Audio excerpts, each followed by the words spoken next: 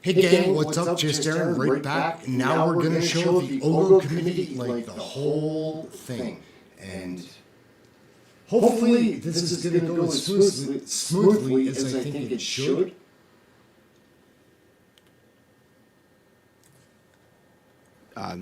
Channel 01 is the English channel. There'll be some comments right away en français, so you're welcome to test it out. J'ouvre maintenant la séance. Bonjour tout le monde. I open this meeting. Welcome to meeting 112 of the Standing Committee on Public Accounts. Person in the room and remotely using the Zoom application. Reminder that all comments should be addressed to the chair. Conformément à l'article 108 3G du règlement, le comité Europe du rapport 1 Pursuant to Standing Order 108, the committee is reviewing its study of Report 1 Arrive Can, referred to committee on February 12, 2024. Partner and national leader, digital health transformation practice, and Hartaj Nijar, partner, national leader, cybersecurity. Ms. Lee, I understand you're going to give an opening statement for 5 minutes. I'm just going to make a quick comment on today's witnesses just to kind of set it up for members. I've invited KPMG to come in today. As many of you know, they were not subject to the audit. That is why the Auditor General is not here. The Auditor has no authority to audit private companies like this. Having said that, as you'll recall from the Auditor General's testimony, there was so little documents within the federal government. I thought, as the chair, it was worth having them to talk to us about the practices, some of the contact with government. So I expect the questions you're going to get today are going to be along those lines. So if you're able to be as forthcoming as possible, the committee would appreciate it. So without any further ado, Ms. Lee, I'd ask you for your opening statement. About 5 minutes, please. Thank you. Okay. Thank you, Mr. Chair. Can everybody hear me okay? Okay, perfect. Thank you, Mr. Chair, and thank you to the members of the committee for inviting us to contribute to this important conversation about our work with the government during the COVID-19 pandemic. We're looking forward to answering your questions. My name is Lydia Lee, and I am a partner and national leader for digital health transformation at KPMG in Canada. I have more than 25 years of experience in the healthcare sector, including more than 14 years as a senior leader at a hospital prior to joining KPMG. I have focused much of my career on healthcare transformation, and am very passionate about helping to improve the health and lives of Canadians.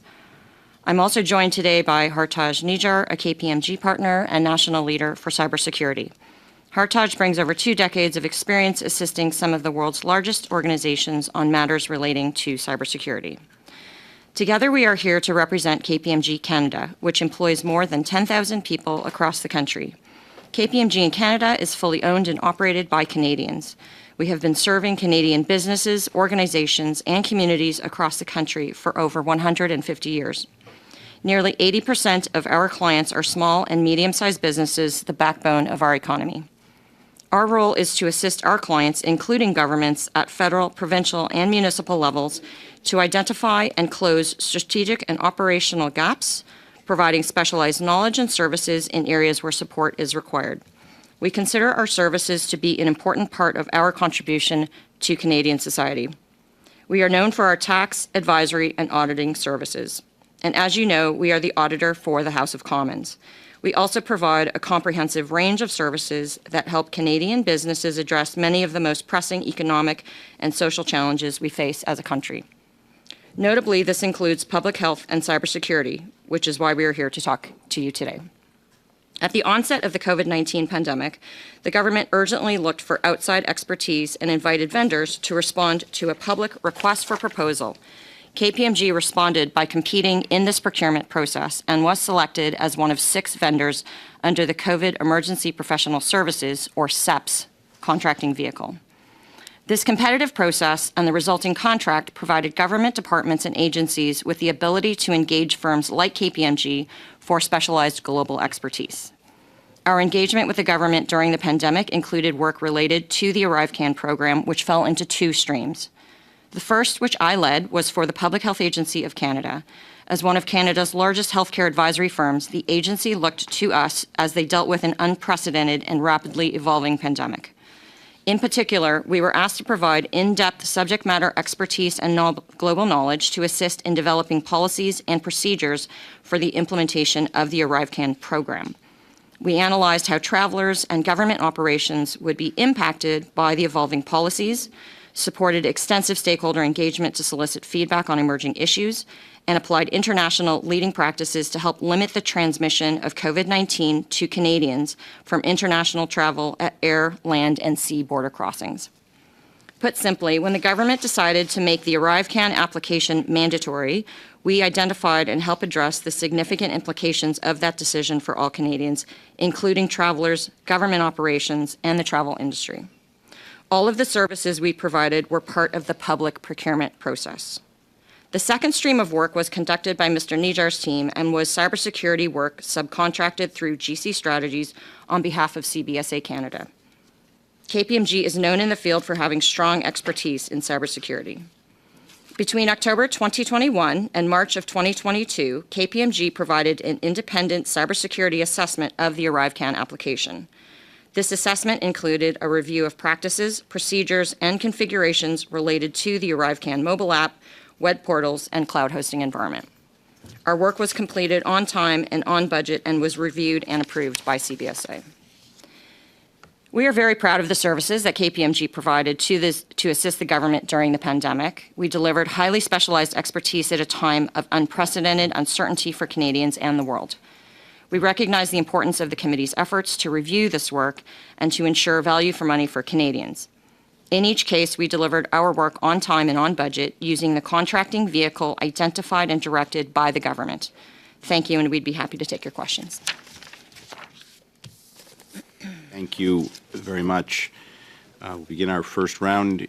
Each of the four members will have 6 minutes each. Mr. Barrett, I understand you're up first for the official opposition. Over to you, please, for 6 minutes. KPMG is one of the biggest accounting firms in the world. How many offices do you have in Canada?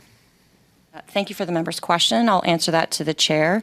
I don't actually know the answer off the top of my head, but I would be happy to respond to that question immediately after. Do you know how many staff KPMG has in Canada?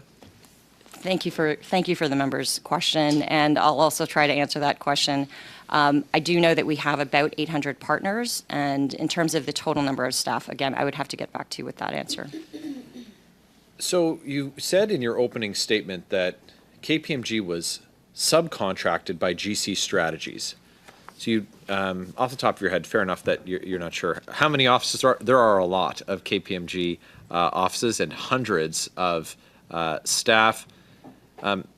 Does KPMG operate any of their offices out of the basements of suburban Ottawa residences? Thank you for the member's question. I'll answer that to the chair. We do not have any businesses run out of basements that we're aware of. Right. So I find it incredible that that KPMG, this massive accounting firm with hundreds and hundreds of staff and dozens of offices, ends up as a subcontractor for two dudes working out of a basement in suburban Ottawa. How much were you paid, KPMG, by GC Strategies for your work on ArriveCAN? Thank you for the question. I can take that one as it relates to the cybersecurity piece of work. So we charged GC Strategies $400,000 for the cybersecurity piece of work that we performed for the ArriveCAN app. So cybersecurity work. Exactly, yes. Could ArriveCAN have got off the ground without KPMG's contributions? Thank you for your question. With respect to the ArriveCAN app, KPMG was not involved in the development of the ArriveCAN app. We were involved for the assessment of the security of the ArriveCAN app, and it was already off the ground when we were assessing it. Did KPMG contact the Government of Canada regarding work on ArriveCAN first, or did the Government of Canada contact KPMG first? Thank you for the member's question. I'll answer that to the chair. So KPMG initially participated in the CEPS agreement that I mentioned in the opening remarks. We were awarded a spot on that vendor of record contracting vehicle in July of 2020, and our work was subsequently contracted off of that vehicle. And we'll just accept that all of your questions are through the chair. Thank you. How many non-competitive contracts related to ArriveCAN was KPMG awarded? So thank you again for your question. What I'd like to say is, first of all of our work was contracted through the government's vehicles, procurement vehicles that were directed to us. Understood. Just the number of non-competitive contracts, please. So the contracts that were directed to KPMG for and I'm talking about the public health agency work at this point, we had a TA that was directed to us through the CEPS vehicle, and then there were 2 subsequent contracts that were directed to us through public health agency. So the number's 3. For the public health agency related work. And those non-competitive contracts were amended multiple times, yes or no, please? Sorry, thank you for the member's question. I just want to confirm that the initial TA was through the competitive CEPS vehicle, so that was competitively awarded and then subsequently directed to us. And sorry, could you repeat the second question, please? The contracts were amended multiple times, yes or no? Thank you for the member's question. And yes, our contracts were amended a few times. So those amendments saw the fee for service increase, the length of time for the contract increase, and the deliverables reduced. Is that correct? Thank you for the member's question. So the initial TA and the initial contract through Public Health Agency were incredibly detailed in terms of deliverables and key activities we were asked to provide. The subsequent and the final contract that was awarded by the Public Health Agency was less so by Public Health Agency, specifically because you have to remember that this was during the 3rd and 4th wave of the pandemic, and they required more flexibility because of wanting to be able to respond to unforeseen events and policy changes at the time. So just for clarity, the Auditor General said in her report that KPMG had contracts amended to do exactly what I detailed. Add additional costs, make the deliverables over a longer period of time with less specific deliverables. Do you agree with the Auditor General's assessment? Yes or no, please. Thank you for the member's question, and we agree with the Auditor General report findings. Thank you. Thank you very much. Who in the government was KPMG's contact for the non-competitive contracts that KPMG received? So the name of the individual at the department, please. So I'd be happy to start just the description of that through the Public Health Agency work, and then I might ask Hartaj to speak to the other contract. You have about 10 seconds to get us a name before the end of my time, So please. we were contacted through the CEPS vehicle to work with the Public Health Agency under Sharif Abdu. Thanks very much. Thank you very much. Turning now to Ms. Bradford, who's joining us virtually. You have the floor for 6 minutes, please, Ms. Bradford. You're on mute, Ms. Bradford. And I have not started I'm always clock yet. best on me. Very Okay. good. Over to you. Thank you very much. So thank you for the witnesses for coming today. So some of this might be a bit repetitive from your opening comments, but I just want to get it on the record. Could you please help the committee members and Canadians watching from home to understand what specific services were provided for the $5 million received in government contracts by KPMG for the Arrive Canada app? And what work did KPMG specifically provide for this? And I can definitely take that for the Public Health Agency work, and then I'll ask my colleague Hartaj to speak to the cybersecurity work in a moment. So the work that we did to support the Public Health Agency was focused primarily on helping them to analyze and plan for the operational impacts of all of the evolving policies that were happening under the Quarantine Act during the pandemic. So this included detailed stakeholder and extensive stakeholder engagement, both within government and helping them to facilitate discussions outside of government, for example, with the travel sector, air operators, and so on. We also were asked to provide global leading expertise and access to information through KPMG's global network of colleagues to help inform policies that we're forming here in Canada. So, for example, we reached out through our global network to the Five Eye countries, to other jurisdictions to learn how they were handling the COVID-19 pandemic quarantine restrictions, eventually how they were handling things like lab testing, vaccine administration, documentation, and so on for international travel. The other thing, too, that I'll just mention is that at that time, KPMG was providing very specialized expertise to the Public Health Agency to address what we understood were some capability gaps in terms of being able to quickly support their detailed planning in things like human-centered design, because we were trying to understand what the traveler's experience would be through all of these policy changes and operational changes at the borders.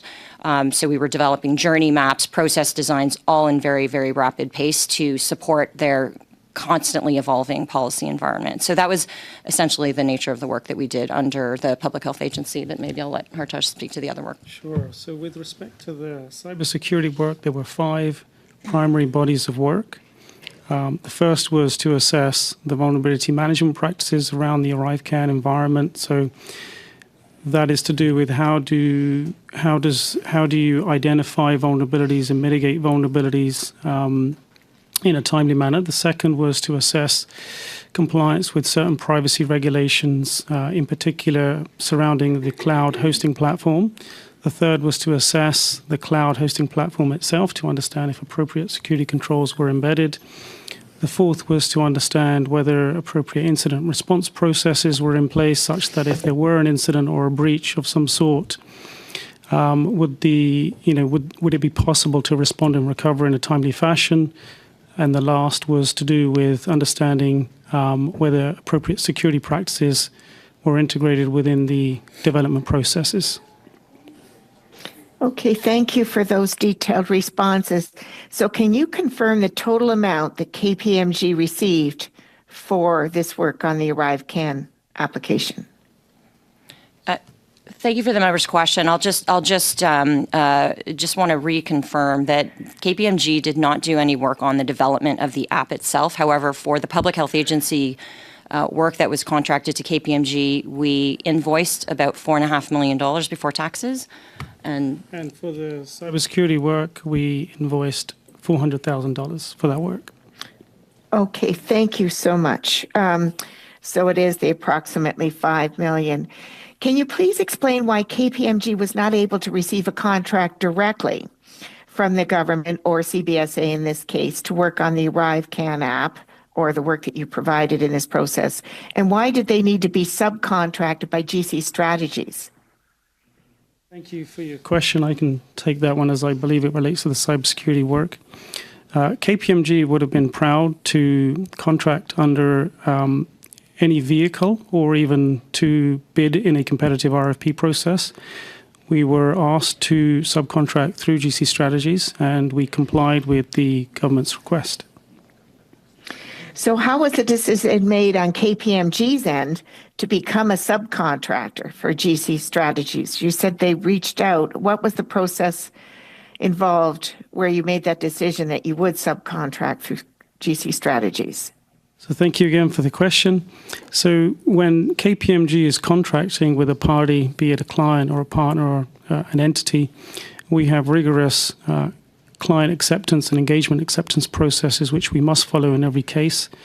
And we followed those processes to understand if there would be any adverse considerations in engaging with GC Strategies. And at the time, our results showed that there were no adverse considerations in contracting with GC Strategies, given that they were at the time a well-known entity in the government sector, and we were being asked to contract with them by the government.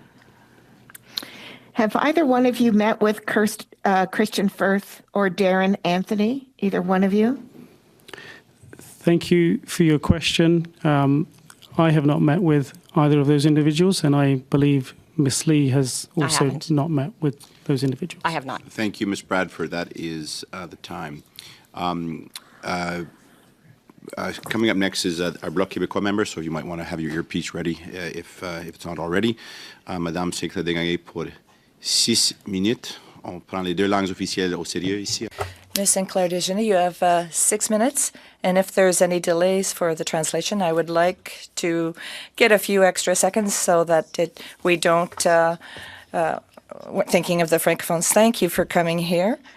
At the outset, I know I did my career in your field. I know how things work. Setting aside the capital itself, what's the most important thing in the Big Four is the reputation.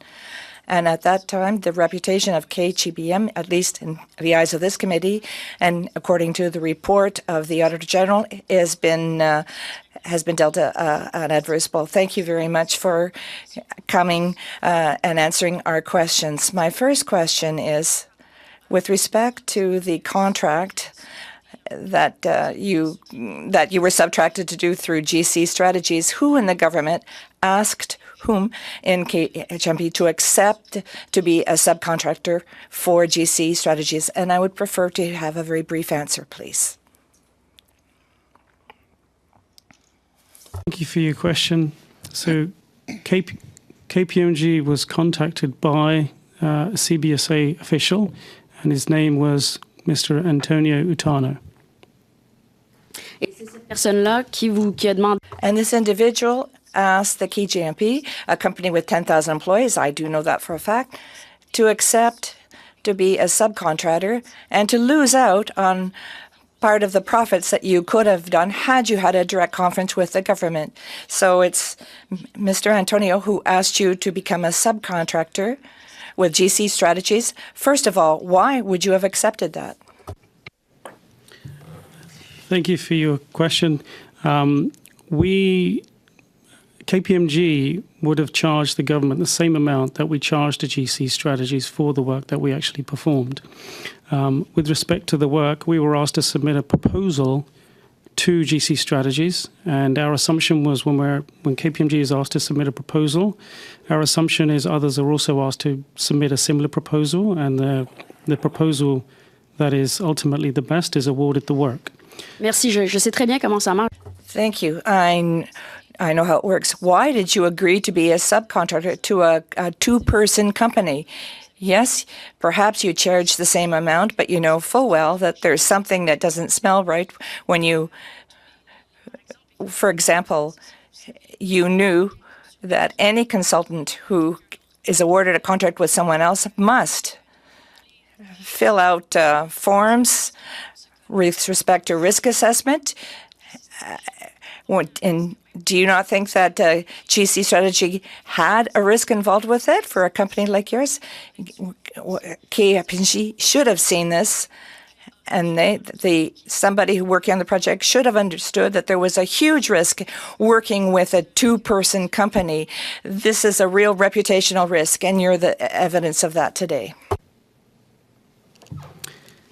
Thank you for your question. So, as indicated earlier, KPMG does follow rigorous client acceptance processes, and at the time, GC Strategies was an organization that had been working in the government sector for a number of years successfully, and they had a large government contract, and they were well known in the government sector industry.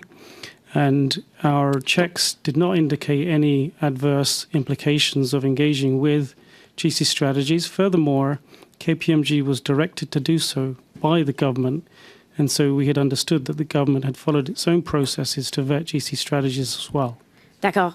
Mais donc, si vous avez accepté... So if you agree to this and you were aware of its reputation, you were aware of GC Strategies, you said you didn't know the two people who agreed to work with GC Strategies. Thank you for your question. So KPMG as a whole agreed to work with GC Strategies, and then we deployed an engagement team to work directly with the CBSA once we'd been notified that the proposal was successful, and then we submitted our engagement letters to GC Strategies, and once they informed us that the engagement letters were approved, we then worked directly with the CBSA.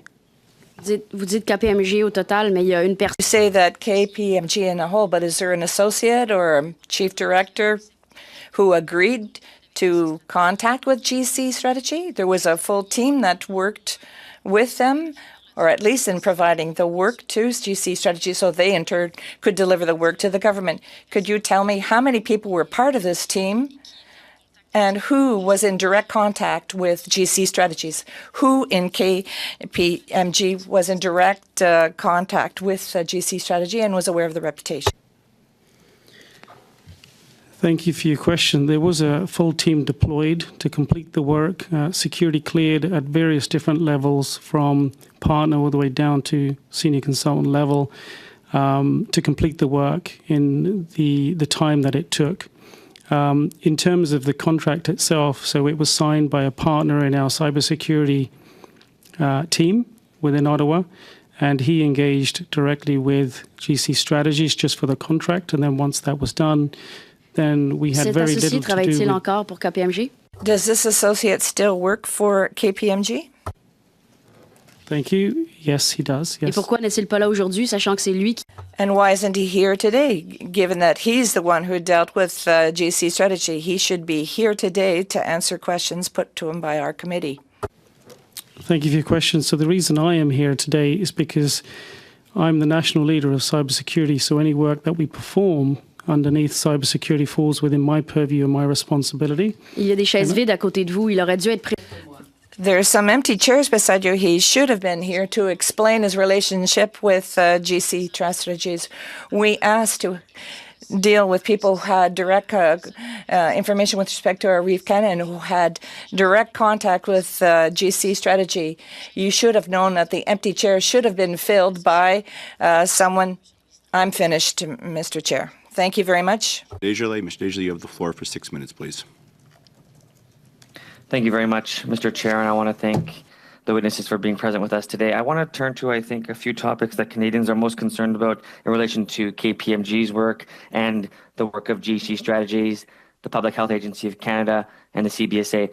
What is becoming clear in this is that there's certainly a network that is operating when government contracts are either disposed of by way of individuals within the CBSA, like we see through ArriveCan, that have largely, in some ways, influenced the decision of contractors. Mr. Najjar, you just mentioned that, quote, GC Strategies was well known as a government contractor and a trusted source. Why is it that you come to that conclusion in relation to GC Strategies? Who told you that they were trusted, or how long have they been in your network to suggest that they're a trusted partner of that of the government or that of KPMG? Thank you for your question. So in terms of GC Strategies being well known in the community, they had worked in that particular industry sector for a number of years, well over 5 years, and that was known amongst folks that work in that community within the FedGov space. Is that because of subcontract relationship? I'm sorry, could you repeat the question? Just that last point you made. You said they were well known amongst the community, but how are they well known amongst the community? Is that because of their nature as a subcontractor? People would go to GC Strategies looking for work? Thank you for the question. They were well known with respect to doing work in that space. My answer wasn't directly with respect to them being sort of a prime for subcontracting work. I'm trying to understand, and I hope that you can sympathize with Canadians who are trying to understand this relationship. How is it that non-competitive contracts were awarded to 3 groups in particular that were known to each other, that you said were known amongst the community? I'm trying to discover or understand why this relationship or network exists. Is it because of GC Strategies as a conduit for subcontractors, because of their knowledge of subcontractors, that they could secure government contracts? Was that known to the community? Is that also well known? So thank you for your question. At the time, so KPMG were asked to subcontract with GC Strategies. As I mentioned earlier, we would have been more than happy to contract through the CEPS vehicle, and we would have charged... Can you repeat that last part? You were directed to work with GC Strategies? Yes, we were asked to work with GC Strategies, and we would have been more than happy to... Who directed you to work with GC Strategies? It was the CBSA. So the CBSA directed you to participate in a non-competitive contract. Thank you for your question. The CBA asked us to submit a proposal to GC Strategies for the cybersecurity piece of work, and we submitted a proposal. And at the time, our assumption was, again, being asked to submit a proposal, that it was an ask that may have gone to others as well. Did you or anyone in KPMG raise a concern about the use of a non-competitive contract for the purpose of this work, knowing that you're a firm of auditors? So thank you for your question. At the time, we were being asked to submit the proposal by the government, and we assumed that the government was using vehicles that were authorized. And again, we were under the assumption that there may be others also being asked to submit a proposal in a similar capacity. And so we were under the assumption it was somewhat competitive. KPMG is a very large firm. You know, you do work across the country and albeit across the world. You spoke about your global network and the ability to second information very quickly. So it makes sense that you could have raised the alarm or concern that you would be more competitive than GC Strategies, don't you think? Well, again, thank you for your question. We do not, KPMG does not know why the government chose the particular mode of contract it did. At the time, all we knew was that the government had asked us around our capabilities for this piece of work and had asked us to submit the proposal to GC Strategies. We did not also know the relationship that GC Strategies had with the government, or indeed what they were going to be charging the government for the piece of work that we ultimately performed. And just to that point, and I appreciate your frankness of these answers, the value of the task authorization and the total contracts you mentioned for cybersecurity, let's focus on that for a second. The cybersecurity work that you had just mentioned in previous questions, that totaled the amount of $400,000, is that correct? Yes, that is correct. However, when we look at the task authorization submitted by GC Strategies, it totaled $540,000, the invoices of which are $40,000. Would assume that $90,000 went to GC Strategies. Would you agree? Or did KPMG take a share of that?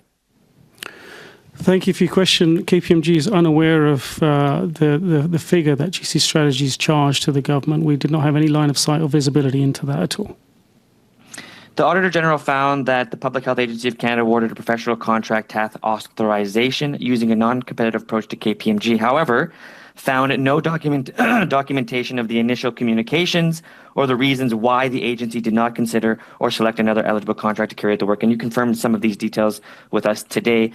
Do you or KPMG have any communication, email or communication by letter or mail, to the effect of those contracts, and how this information could be supplied to our committee in regards to the initial communications for the work on the task authorization to KPMG?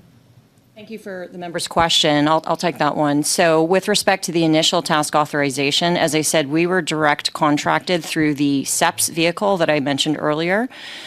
For the subsequent contracts that were directly contracted through the Public Health Agency, we were under the impression that the Public Health Agency was providing documentation and justification to their contracting authority to provide the reasons for the direct award.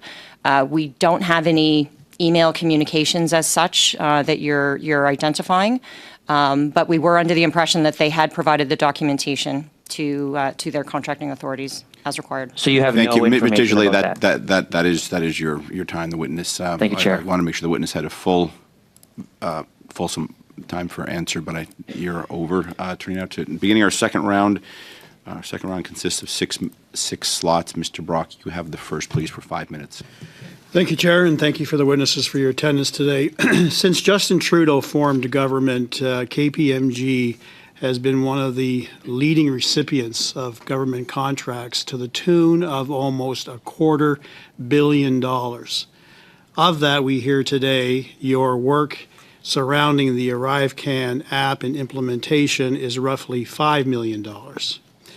Now, I've listened very carefully to your evidence. I've heard references to the CBSA. I've heard references to public health. Have there been any other ministries involved? Thank you very much for the member's question. KPMG has been doing business with the Not federal asking that government for question. many years. Not asking that question. In relation to the ArriveCAN app Okay. and implementation, were you working other than with public health and CBSA, any other ministries? Thank you for the member's question, and thank you for clarifying the question.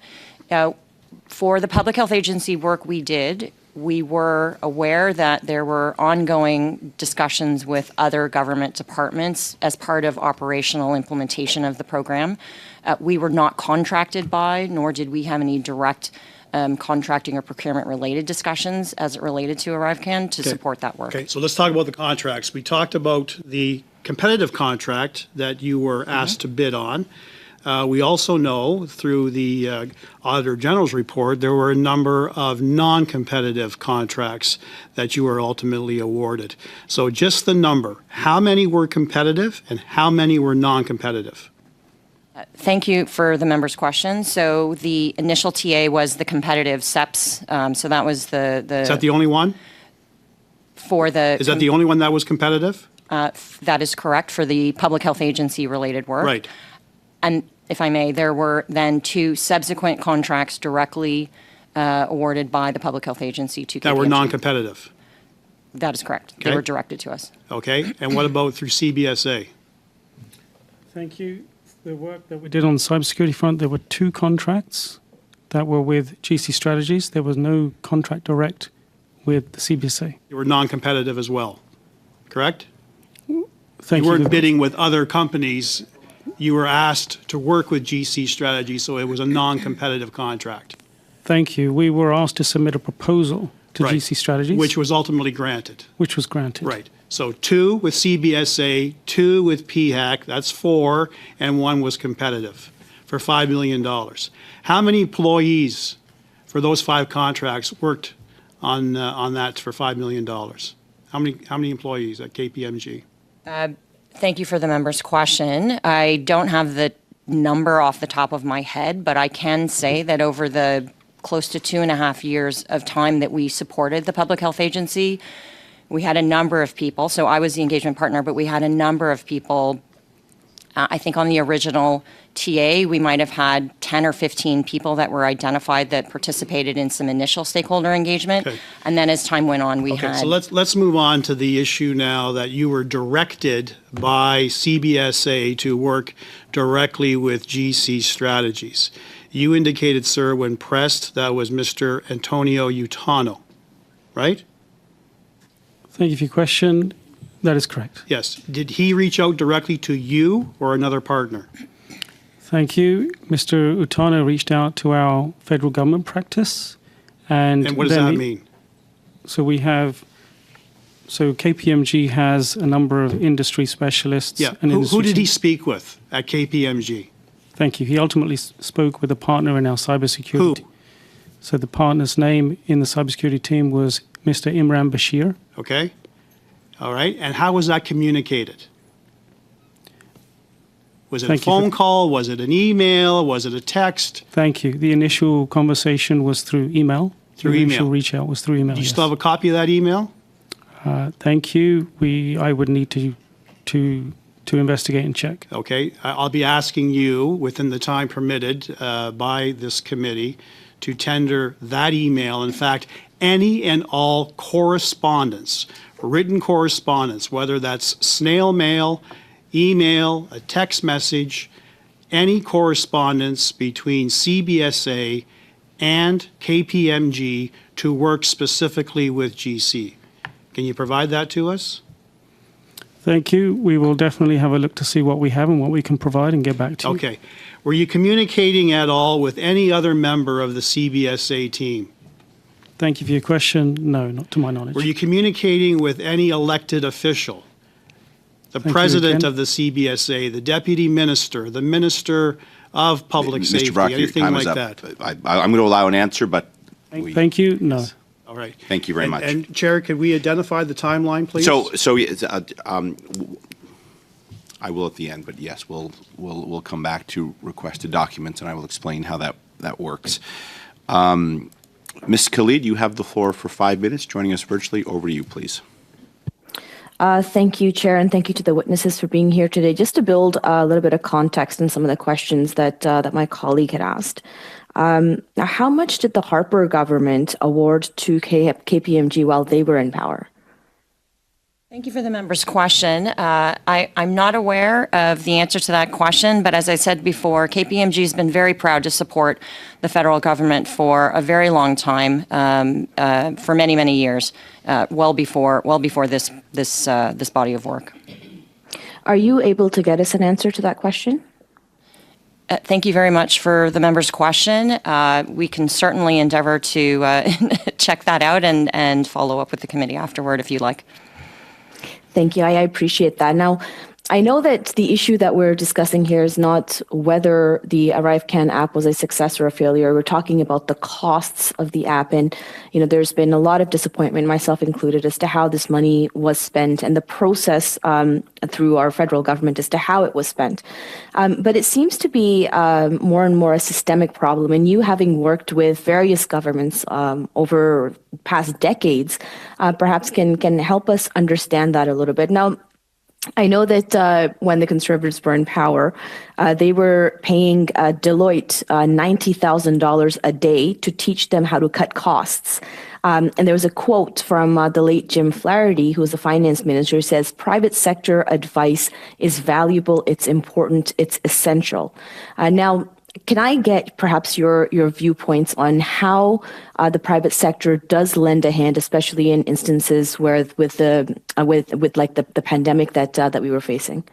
Thank you for the member's question. I can answer that in respect of when clients reach out, and by the way, we've worked for clients at the federal level, the provincial level, the municipal level, public sector, private sector. I myself work largely in the public sector healthcare arena. And we find that when clients reach out to ask for consulting support, it's typically for two major reasons. One is that they lack specific expertise or capabilities that are required to address a specific problem within their organization.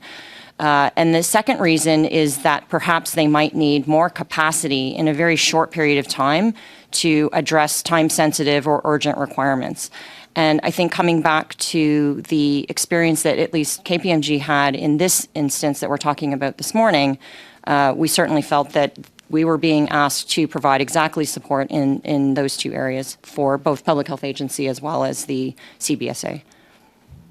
Thank you. I appreciate that. Now, has KPMG worked with GC strategies on other projects and any various iterations of GC strategies as they have worked with government over the years?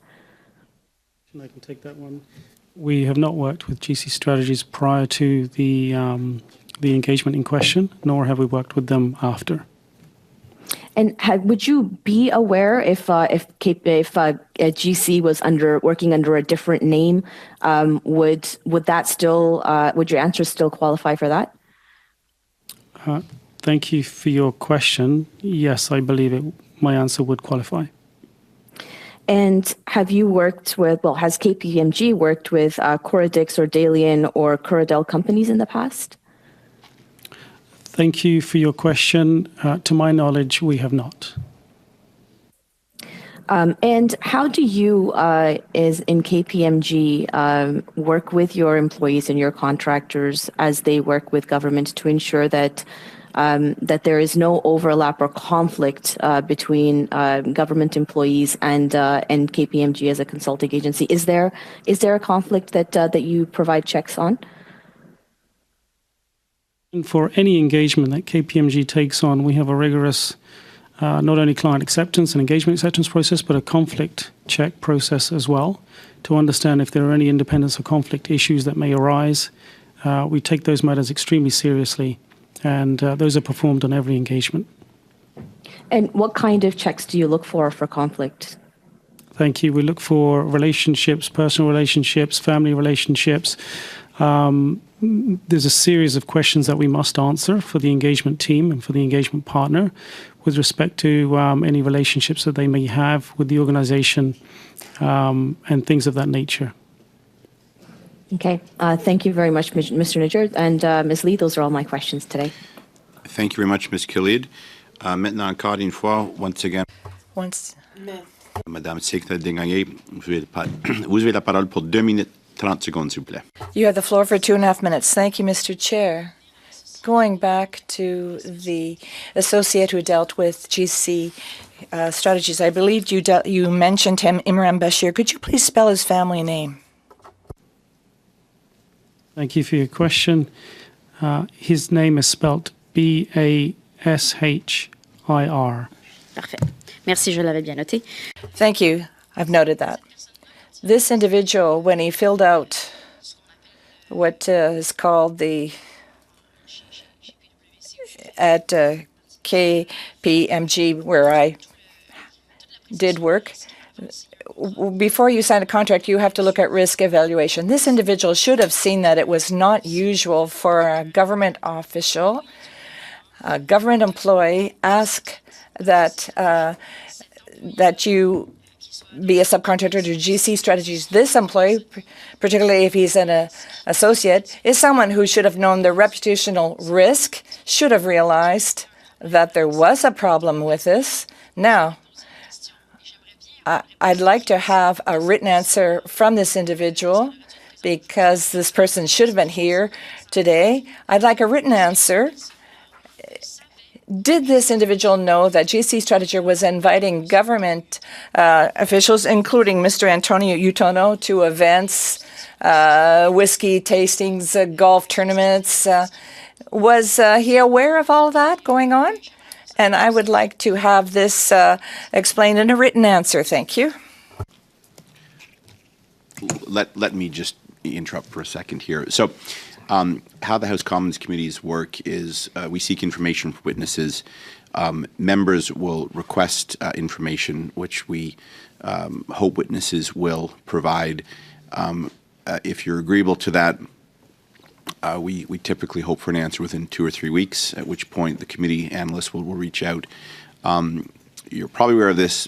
I'm going to state it anyway, just so you're aware. Committees have the power to call documents to be brought forward as well, and those powers are quite sweeping. So we do encourage witnesses to, as much as possible, work with the committees to provide documents. Now, it is quite an extreme measure for committees to compel documents to be brought forward, but it has happened even in this Parliament as well. So I thought I should probably just state that. I was going to say generally it's an agreeable practice.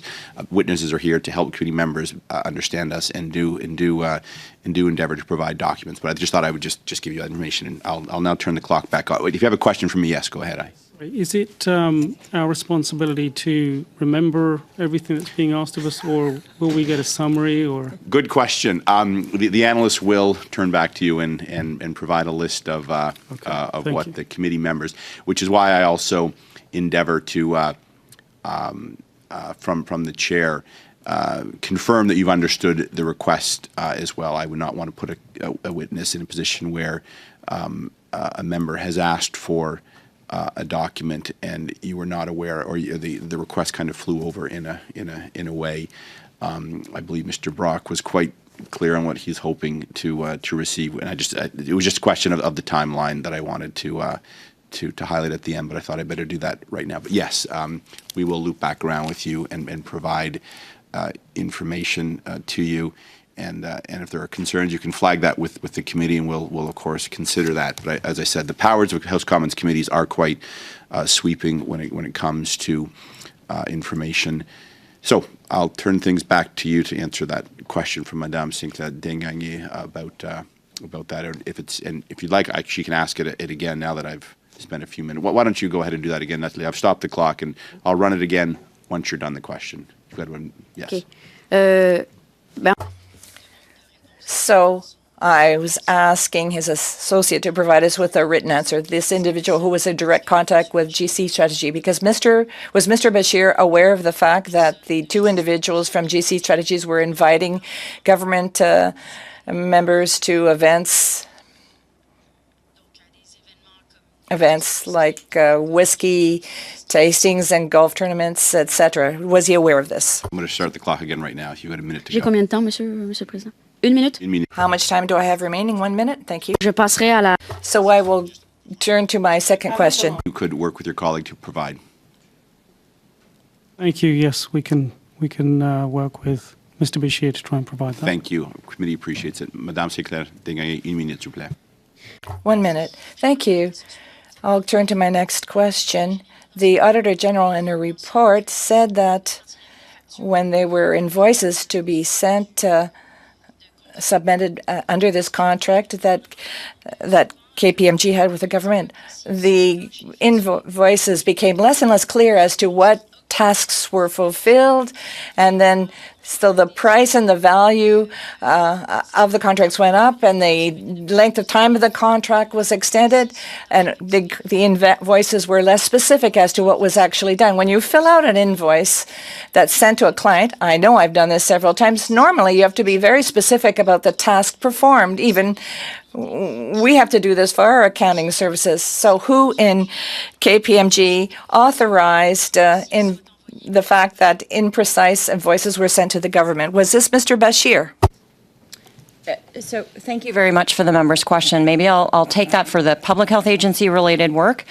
Very specifically, when we were working under the initial TA under the COVID emergency professional services vendor of record, that the very first time we were preparing an invoice, we worked extensively with the Public Health Agency and their internal team to make sure that the documentation on the invoice was satisfactory with their requirements to process the payment and provided the level of detail that they required. So we had it all pre-approved, and that never changed throughout the entire, as I said, about 2.5 years of time that we worked with them. So, and our understanding for, just furthermore, with respect to the OAG report, we were not led to believe by the Auditor General that any of those concerns were actually directed specifically towards KPMG. But as I said, the Public Health Agency pre-approved the level of detail in all of our invoices from the very beginning. Merci beaucoup. Suivant, next up, it's Mr. Desjardins. You have the floor for 2.5 minutes, please. Thank you very much, Mr. Chair. I do now want to return to this significant problem, I believe, that could have been addressed largely through Procurement Canada's policies, but were, I think, largely avoided. Are either of you aware of the Public Service and Procurement Canada Supply Manual? Thank you very much for the member's question. As I said, KPMG always follows the specific procurement approach that is laid out by the government. Our federal government practice is familiar with all of those policies and procedures for all of the procurement activity that we would do with the federal government. So you're aware that there is a potential or an ability of a contractor, particularly a prime contractor like GC Strategies, general contractor they've called themselves at times, to absorb several task authorizations and then to dispose of those task authorizations by multiple subcontractors. You're aware of that practice? And for the member's question, I specifically am not aware of all of the details of the steps that you're talking about. But as I said, and I think as Mr. Nijar has said, all of the contracting work that we did was at the government's direction throughout the entire time we worked on the ArriveCAN service. And at the time that the Cbsa did direct KPMG, was that at the beginning or the onset of that work supposed to be directly related to the work of GC Strategies or the overall work of supporting the government in terms of the Public Health Agency of Canada's overall mandate, or narrowly at the time of direction by the Cbsa? Who directed that you work with GC Strategies? So thank you for the member's question. Maybe I think there might be some confusion in the contracting relationship. So the Public Health Agency contracted directly with KPMG, and I was the lead partner for that work during the 2.5 years that we supported the Public Health Agency. None of that work was to do with the ArriveCAN app itself, or was to do with a relationship with GC Strategies. The only work that was done through GC Strategies was the cybersecurity audit that Hartaj is speaking about. So we can, I hope that clarifies. It does clarify it in some way. So Cbsa only directed, in the very particular instance, the work related to ArriveCAN. You're saying not the work at Public Health Agency? Member's question, and that is correct, yes. Chair, how much time? If you have a quick one. In regards to who directed the who directed KPMG from Cbsa, Has any further communication between the CBSA and KPMG of that individual continued past the time of the original contract? Thank you for your question. Not to my knowledge. Thank you very Thank much. Next up is Mr. Nader. You have the floor for 5 minutes, please. Thank you. Thank you, Mr. Chair, and through you, thank you to our witnesses for joining us today. I want to clarify a few points because I'm rather troubled by what I've heard here this morning. So, to understand this, a senior Government of Canada official came to KPMG and said, "We know you have the qualifications to perform $400,000 worth of cybersecurity assessments, but we're not going to contract with you directly. Instead, we want you to go through this two-person basement firm, which will also take a $90,000 cut, rather than dealing directly with CBSA." Am I understanding this correctly? A senior government official came to you and said, "Go through GC strategies." Is that correct? The government official asked us to submit a proposal for the cybersecurity work to GC strategies. Is this something that you've experienced personally in the past, where a government official has directed you outside of the direct contracting connection relationship to a third party, for lack of a better phrase, middleman, middle company? Thank you again for your question. KPMG is often asked to subcontract by small, medium and large-scale organizations where they do not have the capabilities to deliver on the specific piece of work or the requirements, and where they feel as though KPMG can deliver the work at a very high quality level. So subcontracting is not unusual for us. I want to follow up on that, though, but here's the concern. I'm not going to quibble about KPMG's ability to deliver on contracts. Obviously, you're a large, successful firm. There's no question about that. Where I have a concern is that GC Strategies is not an IT firm. They don't have capabilities, period. And so it's not a matter of subcontracting for another like-minded business or similar business. This is a subcontract from someone who had no capabilities. Did this not raise any flags whatsoever that this was being subcontracted, that the government of Canada was asking you to, instead of contracting directly, to go through a third party, GC Strategies, which had no capabilities to do this contract, which you were qualified to do? Thank you. And again, as mentioned earlier, at the time we did follow our strict client engagement processes and practices.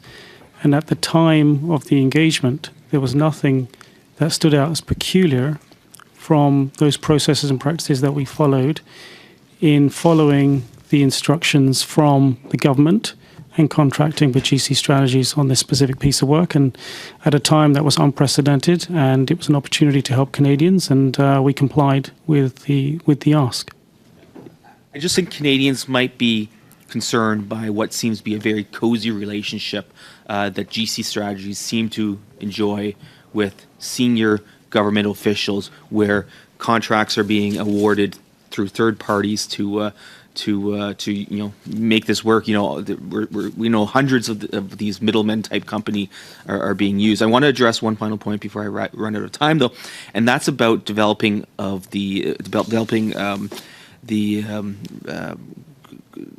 details and the specifics of contracts. Has KPMG ever helped the government draft calls for proposals that you then bid on? Thank you very much for the member's question, and the answer is no, KPMG has not participated in that process. And would that be something that would be outside of the normal practice for a firm like yours or any other firm, or ought it to be? Thank you very much for the member's question. Vast majority of the work that we would do for the government, whether it's federal, provincial, or municipal level, is competitively bid work through requests for proposals. And as I said before, we would not be involved in developing those kinds of qualifications or criteria. in advance of an RFP. I want to quickly address the issue of cybersecurity work that you undertook. The Auditor General noted some concerns with cybersecurity work in general, wherein reliability security status was not held by those who undertook the work. Was your firm fully qualified and fully cleared in terms of reliability security clearance? Thank you, Mr. Nader. That is your time. I turn now to Ms. Shanahan joining us virtually. You have the floor for 5 minutes, Ms. Shanahan. Well, thank you very much, Chair. And I, too, want to thank the witnesses for being with us here today. It is unusual for public accounts to hear from witnesses outside the Government of Canada. But given that your firm also audits the House of Commons, you're certainly not unfamiliar with the way we work, and I think you're providing some very interesting insights here today as to how consultants work with the government. And indeed, I just want to reiterate the words of one of my colleagues earlier about the importance of the Government of Canada being able to contract the kind of expertise that your firm represents, as was done under the former Harper government, in the words of the late Jim Flaherty, whom I had great respect for, that the private sector advice is critical to helping the government conduct its work. And that, in that case, it was $90,000 a day contract to cut public sector workers, which I think, in hindsight, I think we need to review that. But that being said, certainly in the time of the pandemic, an emergency situation, crises, no one knew what was going on. It was all hands on deck, wasn't it? Between the public sector, the private sector, across the board. And I think, as you mentioned in your opening remarks, that the global network that KPMG had was certainly very instrumental. So my first question is, why do you think that PHAC thought that KPMG was the best fit to complete the work that you were contracted for? Thank you very much for the member's question. I think there were a number of factors that we understood played into the evaluation through the CEPS vehicle to begin with, and then the subsequent awarding of the TA to KPMG. As I did mention, so I myself have very in-depth, over 25 years of direct experience working with the health system in Canada. And so bringing that expertise, in particular working also with public health agencies around the country to help respond to the very critical role that the public health agency was playing at that time, to not only kind of monitor the COVID pandemic, but also to put interventions in place to limit and contain the spread of the COVID virus, and particularly focused on the important disease vector, which was at that time international travelers. And because KPMG has such an extensive international network of colleagues around the world, also working in similar federal government, provincial government, municipal government, and health system and public health roles, we were able to contact our colleagues around the world in a manner that I think the Public Health Agency just simply wasn't able to do as fast as we could. I will add, just further to the member's question, we have tremendous respect for all of the employees that we worked with at the Public Health Agency. And as you said, it was an incredibly stressful time for everybody. And I think that we all felt extremely proud. Our team in particular felt extremely proud to be able to support the government and Canadians during this incredibly difficult time. And Ms. Lee, would you say that it would Well, I want you to describe further what it was like working at that time and the experience that you had in this specific area, and do you really do you feel that that you were able to bring a value added that was appropriate, and is this something that we should have full-time, permanent in the public sector? The kind of expertise that you brought. Regarding the cybersecurity work. Sorry, was that regarding the cybersecurity work? Well, it's regarding Ms. Lee's work for the public sector. I will have further questions, yes, for the cybersecurity, but is this expertise that we should have already had in-house in the public sector, or was there a value added in bringing in KPMG? Thank you for clarifying the member's question. So I think that we did bring unique and specialized expertise at that time to the Public Health Agency. As I said, one of the key factors that they were looking at was not only the compliance and enforcement requirements that the Public Health Agency and other government departments would require to monitor the policies that were being put in place under the Quarantine Act, but we were also taking a point of view that it would be really important to consider the actual international travelers' experience with respect to these policies. Imagine people coming in from other countries, either returning Canadians to their families and loved ones, or people visiting for either business or other personal reasons, being exposed to all of these new policies and procedures upon arrival into the country, or even in advance of boarding a plane that was coming into Canada, for instance. And so we were bringing very specific human-centered design expertise, for instance, to help the government identify the specific experience. We developed journey maps, very detailed process design maps to help them really think through all of the operational impacts that these new policies and evolving policies under the Quarantine Act would have on not just government operations, the air and travel industry, for instance, but also, and more importantly, to international travelers, and especially to Canadians returning to the country. Thank you. That is the Ms. time. Lee, Beginning our third round of four. Mr. Viersen joining us virtually. You have the floor for 5 minutes, please.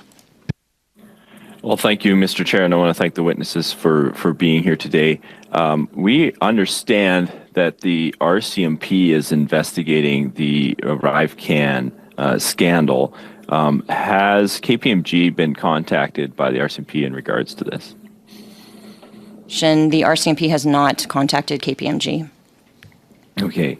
We know that the Procurement Ombudsman has said that 76% of subcontractors did no actual work.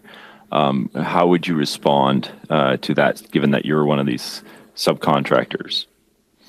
Thank you again for the member's question. I can't really comment on all of the other subcontractors that have worked with the government, but maybe I'll turn it over to Mr. Nijar just to comment specifically again on the work that we did for the cybersecurity work. Thank you. So the work that we performed with respect to the cybersecurity work, we performed over a period of, as I mentioned earlier, around 6 months.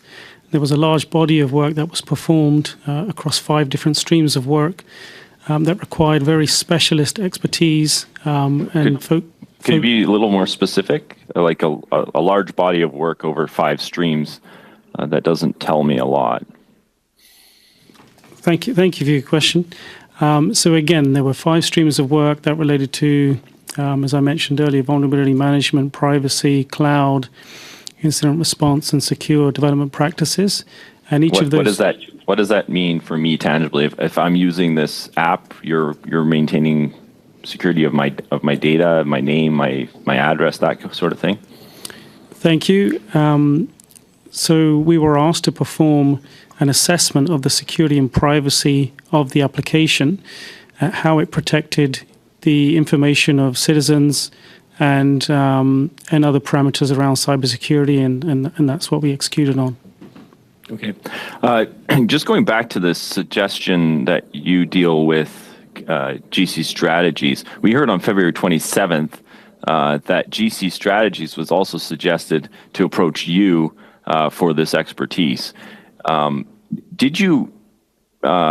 you bid on had you bid on a, like, separate from this, had you bid and lost on the application development? No, we did not bid on any Okay. application development work, as far as I'm aware. Do you have any idea why your company would have been suggested to GC Strategies? Do you have a long-standing relationship with the government on this kind of stuff, or? We had no relationship with GC Strategies prior. KPMG is known in the industry within Canada and beyond as a firm that has very specialist expertise in the area of cybersecurity, with a huge amount of depth and breadth in those areas, specifically within those 5 areas and beyond. And my understanding is we were approached based on our expertise in these areas and our experience in being able to deliver on that piece of work. Has this kind of situation ever happened to you before, where Government of Canada official is suggesting that you pursue a contract with another company? Thank you for your question. Again, KPMG is subcontracted in numerous different scenarios, but with respect to your specific question, I'm not aware of the exact scenario outside of this one. Okay. KPMG pays taxes in Canada? Thank you. Yes, we do. As a taxpayer of Canada, would you not have concerns around the oddity of this? That perhaps we should flag this. This is something that doesn't happen often, being suggested to pursue a contract with another company. Did it ever occur to anybody at KPMG that perhaps this should be flagged? Thank you for the member's question. I'll take this one, since it sounds like it's a little bit more general than just the CBSA related work. As we've both said, I think this morning, KPMG has extremely strict protocols around client and engagement acceptance. So we have to go through a very in-depth process every single time we undertake to work with a new client or an existing client to look for any irregularities, any independence conflicts, or other areas of risk that would either be a risk to the client and or to us. And we followed those to the letter for this. I'm afraid that's your time, Mr. Viersen. Turning now to Ms. Bradford. You have the floor for 5 minutes, please. Thank you, Mr. Chair. Mr. Najjar, you're coined as skilled in multiple areas of cybersecurity, including information security, governance, and incident management. Is there a higher risk of information security breaches when you have to run through the main contractor in GC Strategies? So does that increase, the risk when you're running through other people? Thank you for your question. In terms of the risk of us completing and executing the work, no, it does not increase, as we're directly working with the CBSA for the work. So in your professional view, is there a higher risk of information breaches when passing information along through multiple middlemen? Thank you for your question. We were not actually passed information through GC Strategies with respect to sensitive information on the ArriveCAN application. Again, we worked directly with the CBSA team when we were executing the work. And in your professional view, with the rise in cyber threats and data breaches, does a private company outsourcing to multiple third-party contractors bring any benefit to stopping potential leaks or breaches of private security? So thank you for your question. Maybe, sorry, could you rephrase the question? So, we all know that there's increased cybersecurity risks and data breaches happening all over the place, it seems. So does a private company outsourcing to multiple third-party contractors bring any benefit to stopping potential leaks or breaches of private security? Thank you for your question. I believe the risk remains the same. Regardless, as again, the subcontractor, in this case us, we work primarily directly with the CBSA when we were executing on the work. And in your role, department and company more broadly, do you provide your contractors with services, or are you hired more in a consultancy role? Thank you for your question. Sorry, could you clarify to our subcontractors?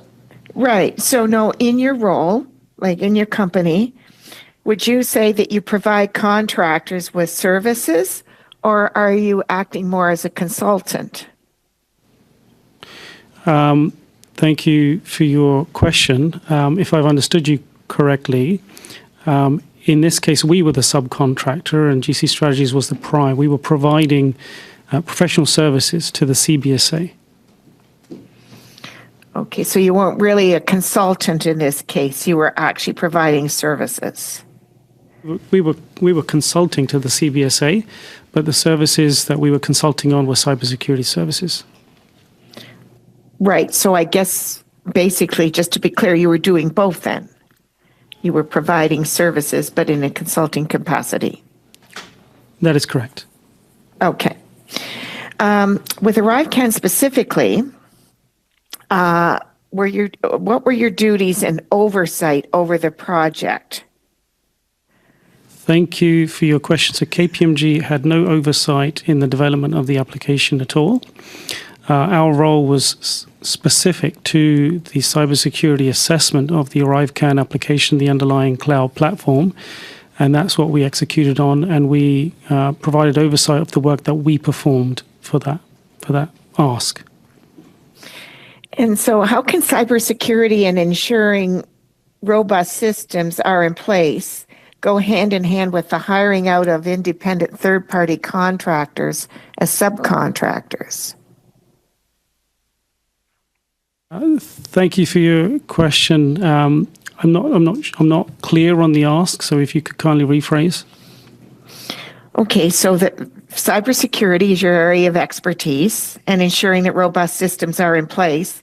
How does that go hand in hand with the hiring out of independent third-party contractors as subcontractors? Thank you. There is no real difference in the work that we would execute being hired as a subcontractor or as a prime to do that body of work, and we would have been happy to be the prime, but we simply followed the ask of the government. Okay, thank you. Turning now to Ms. Lee, you have a very, very extensive background in digital health.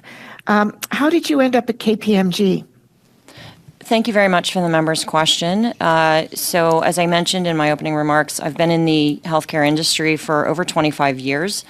I was previously at a large academic hospital network and subsequently was given an opportunity to work at KPMG to help establish and create an offshoot of the existing healthcare consulting practice with a focus on digital healthcare. Thank you very much. That is the time. Encore une fois en français. Once again, this will be in French. Ms. Sinclair Desgagnés for 2.5 minutes. Did you read the Auditor General's report? Mr. Naugy, did you read the Auditor General's report? Non. Yes or no? Oui, Madame Lee? Yes. Ms. Lee? Yes. Good. My previous question, I was quoting from the AG's report. We saw similar problems with 2 professional services awarded by PCPC to KGPM. Even though they talked about clear deliverables, the contracts were modified by less specific deliverables to allow for greater flexibility. So the extension was not connected to new tasks. It was simply pushing back the deadline, which caused the cost of the contract to write. That contradicts what you said earlier, Ms. Lee.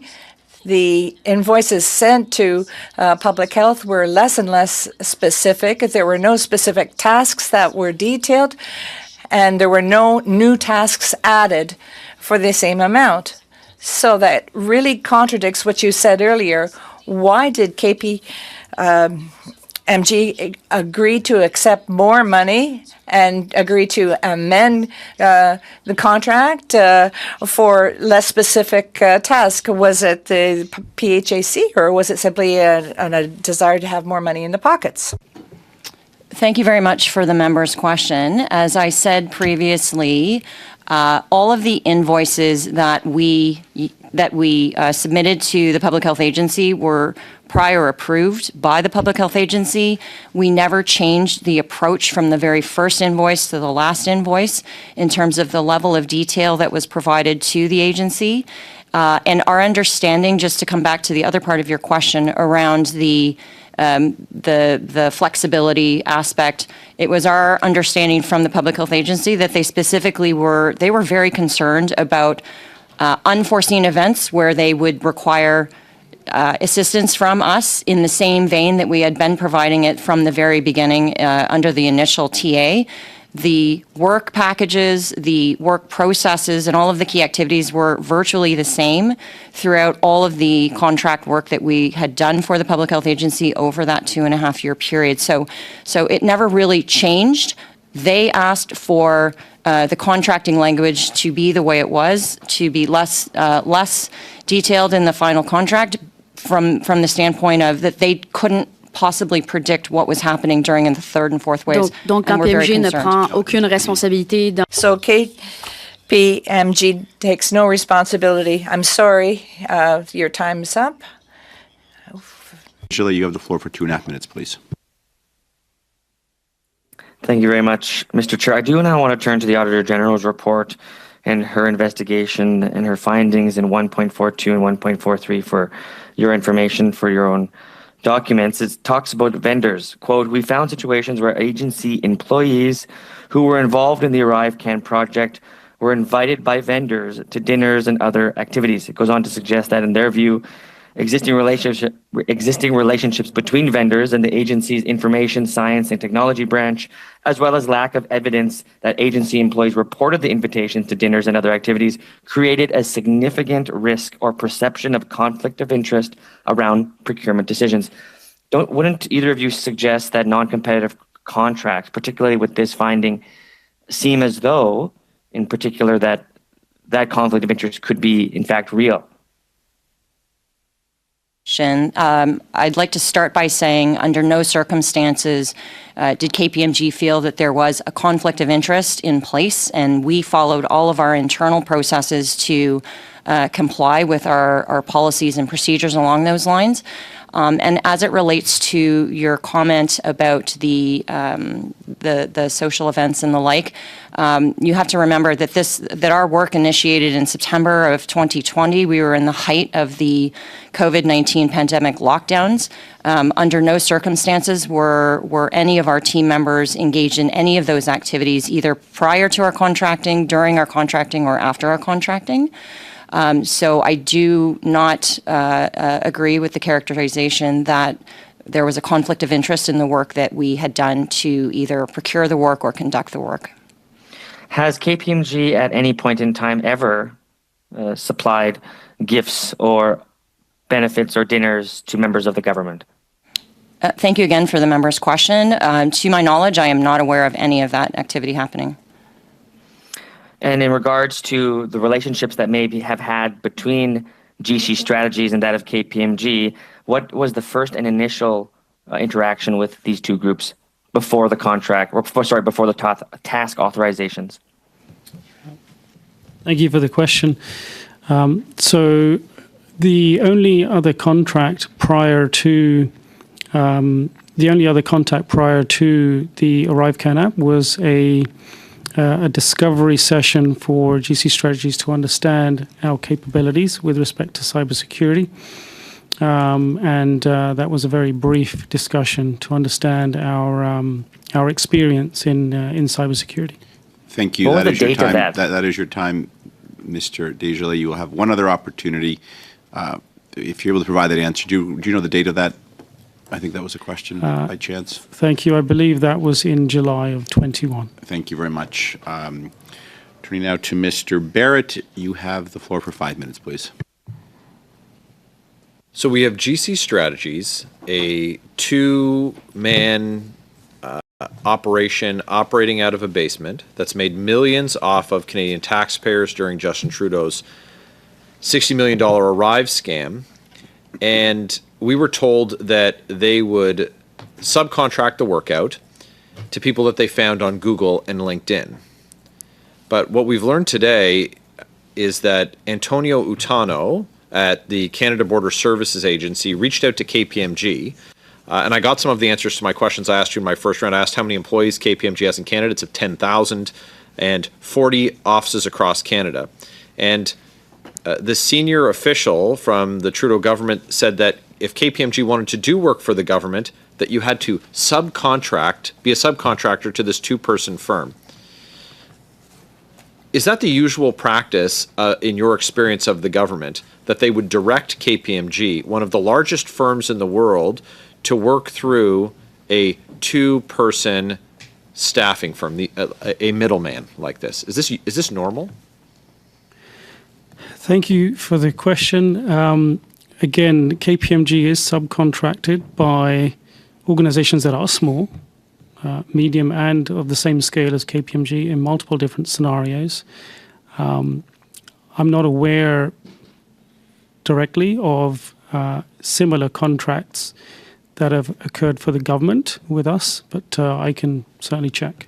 So the government has said that it uses 635 IT middlemen companies like GC Strategies, Dalian, and you're not sure how many companies of that size KPMG does business with, but has KPMG been a subcontractor for Dalian or for GC Strategies on any other contracts than the ones that we've discussed today? Thank you for the question. No, we have not.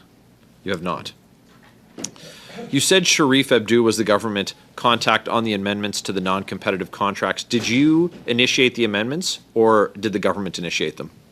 Thank you for the member's question. Sharif Abdu was the DG on the original TA that was directed to us through the CEPS vendor of record, and the amendments were always at the Public Health Agency's request for extension. Is it a usual practice for you to amend contracts with the government? Thank you again for the member's question. Contracts vary by the nature of the client circumstances, the engagement work itself. This was an unprecedented time, I think we can all agree. Okay. And so the amendments were at their request. The amendments were at the government's request. Did you speak to anyone in government in advance of your appearance at committee today? Thank you very much for the member's question. No, we did not. How many firms have contracted with the Government of Canada with KPMG as a subcontractor? You're not able to provide that answer today? Was that your previous response? Sorry, could you ask How again? many firms that have been contracted by the Government of Canada have used KPMG as a subcontractor? Thank you. I cannot answer that today. Okay. Can you undertake today to provide to the committee that list of those contracts and the contractors for whom you were the sub for? We can certainly go back and see. It's a yes we or no have that question. So information will and you provide it undertake if to we do. provide the I information understand to the that committee? that's a yes, Mr. Barrett. Thank you very much. You mentioned you had a discovery meeting with GC Strategies. Who was there? Thank you for your question. Is that you're referring to the July meeting? Were there multiple discovery meetings, sir? There was only the July meeting, and then there was we were asked to provide a proposal to GC Strategies in September. Okay. Who were at both of the meetings? So in the July meeting, the cybersecurity discovery meeting was between Imran Bashir and GC Strategies. And Who from GC Strategies? Thank you for your question. I believe that was Christian Firth. Okay. So just the two people at both meetings?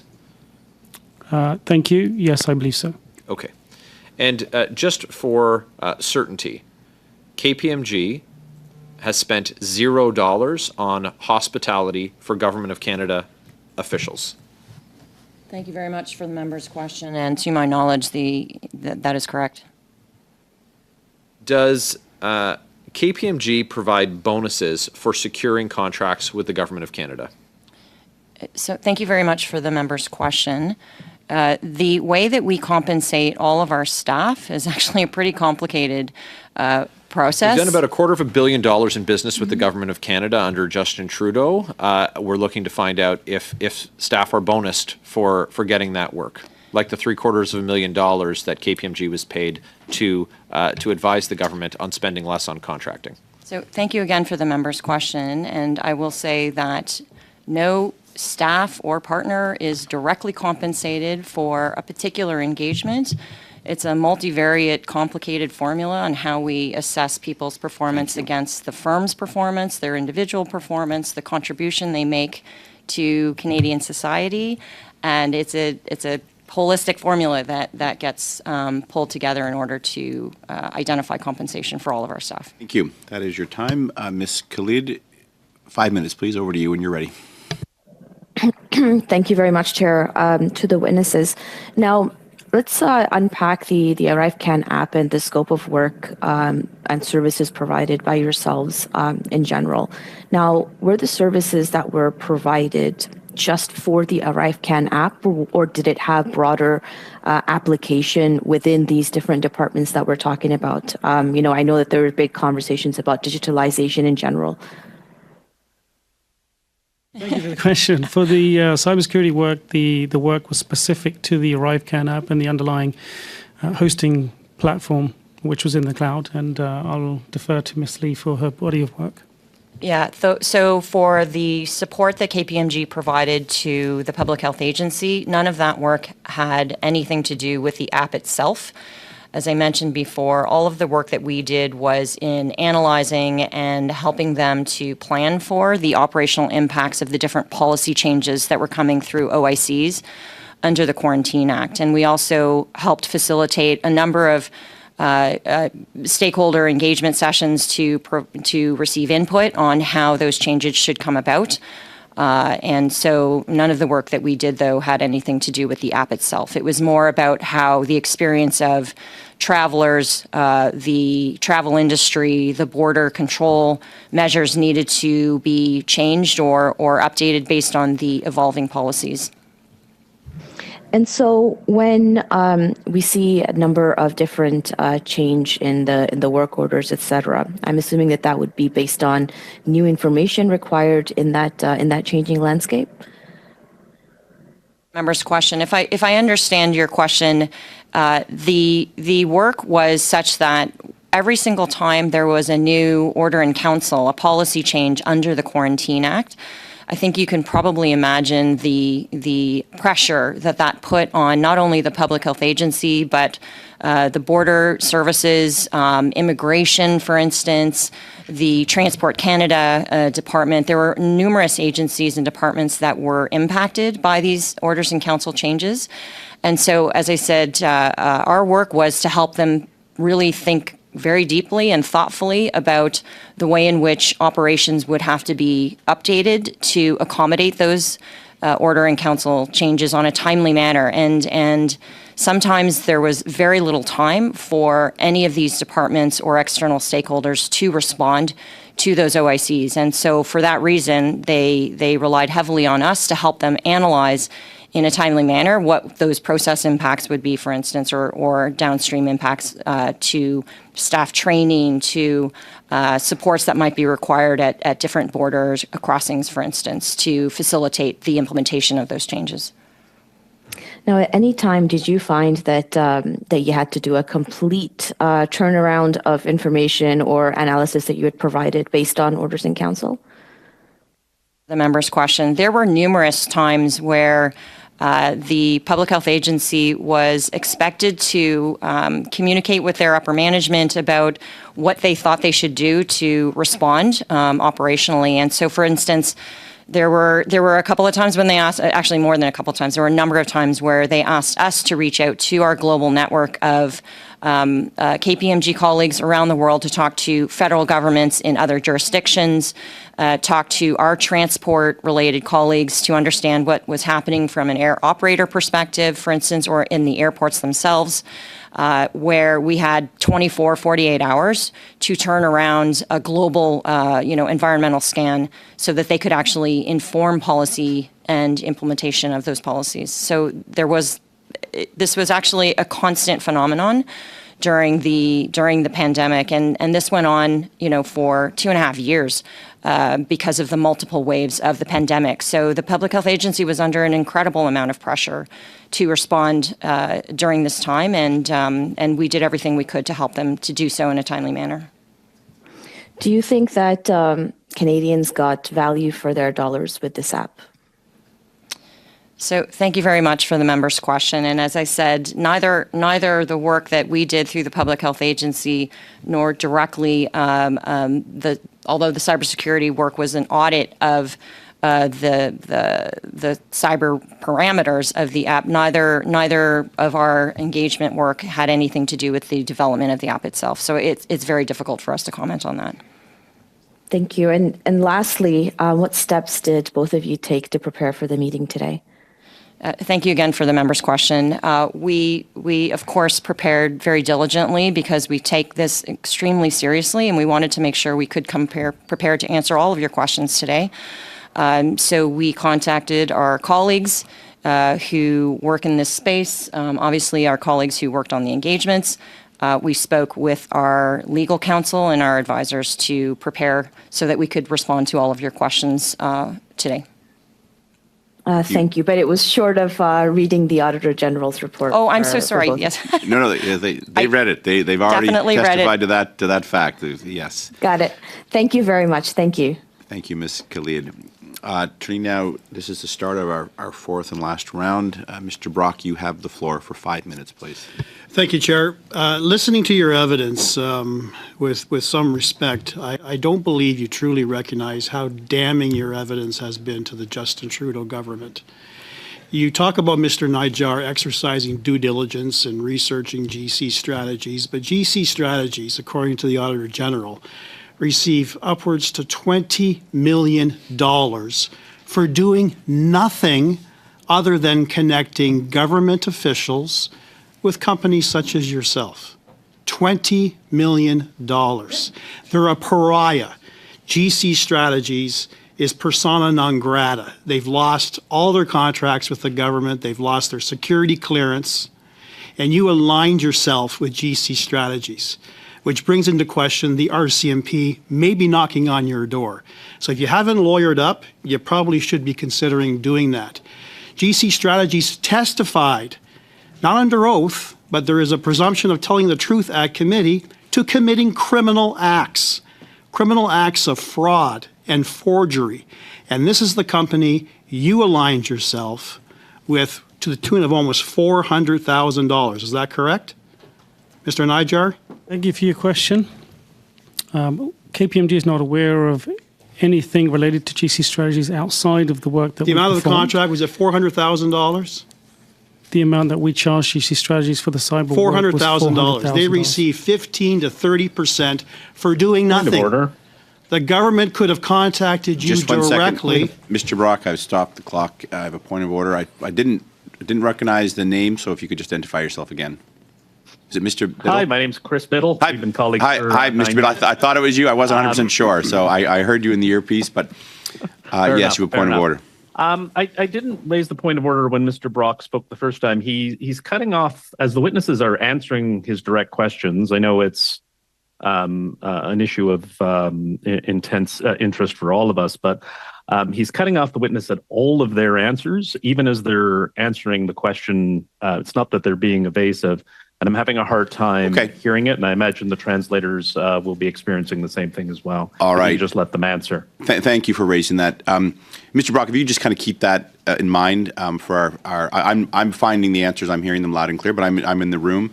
So Mr. Brock, if you can just kind of just be aware of that for people that are not in the room, which of course is their right as members to Zoom in virtually. So Mr. Najjar, you indicated you didn't know about the unusual, if not illegal, practices by GC Strategies, which you probably don't even know this. Actually, your evidence today gives credence to what GC really stands for, Government of Canada, because it's the Government of Canada that's asking you to work with GC strategies. Now, moving on. The Procurement Ombudsman is now investigating a concept known as bait and switch, promising resources to drive up the cost of a contract and delivering less. Are you familiar with that concept? Thank you for the member's question. Yes, we are. The Ombudsman has discussed at committee before and is now launching an investigation into this fraud. Is this a practice ever used by KPMG? Thank you for the member's question, and the answer is absolutely not. Did this ever apply to the nearly $250 million in government contracts since Justin Trudeau formed government? Thank you for the member's question.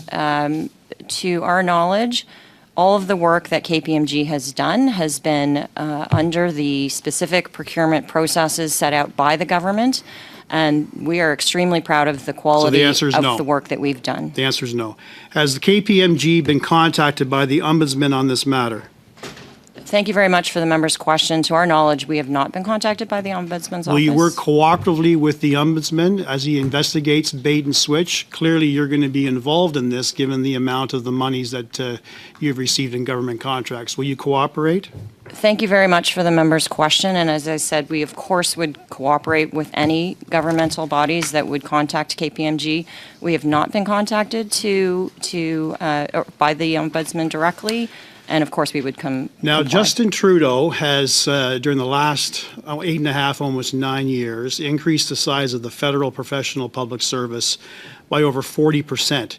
In 2015, he promised to cut back on the use of external contracts. Yet in the fiscal year of 2022-2023, he spent $15.7 billion on professional and social services that year, some of that going to KPMG. Now, I know that you were retained by the Government of Canada as a consultant to provide an opinion or a recommendation on the government's ability to cut down on consultants. Now, leaving aside the irony of hiring a consultant to teach the Government of Canada how to cut back on consultants, I personally could have saved the government almost $700,000 by simply saying, use the federal public service that you increased by 40%. Now, you released that report directly to the government, is that correct? Thank you very much for the member's question. Neither Mr. Nijar nor I were directly involved in that work, but we are aware, and we also understand that it's very typical for KPMG to be called in to do third-party reviews like that. Thank you. The report itself has not been tabled with all parliamentarians. Will you provide this committee with a full report? Thank you very much for the member's question. As I said, neither of us were involved in that work, so I can't comment on Someone at KPMG was.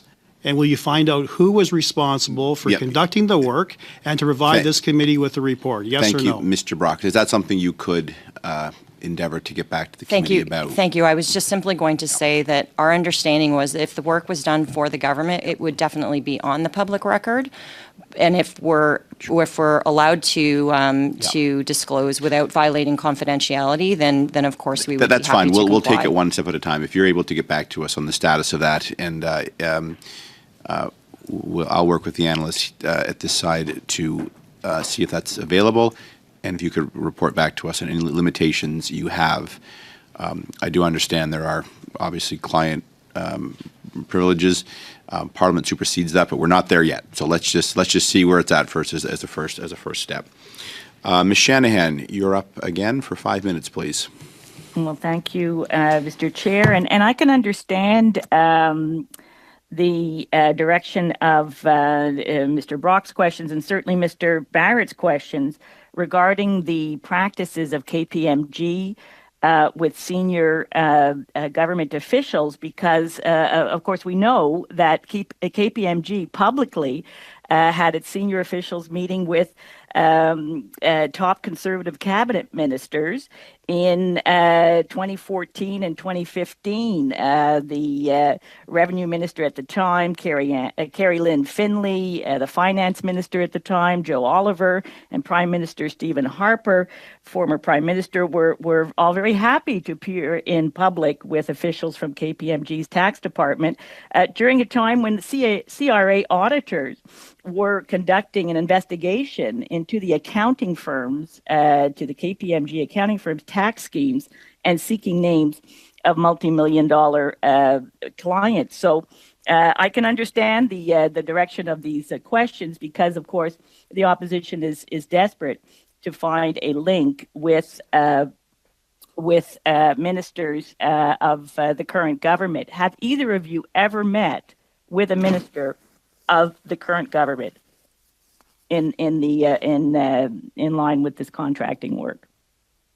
Question. I have not, and I believe that Ms. Lee has not either. No, I have not. Well, thank you very much for that. Because, of course, we're here today. We recognize that it was very critical to have the involvement of your expertise in dealing with that unprecedented situation with the pandemic.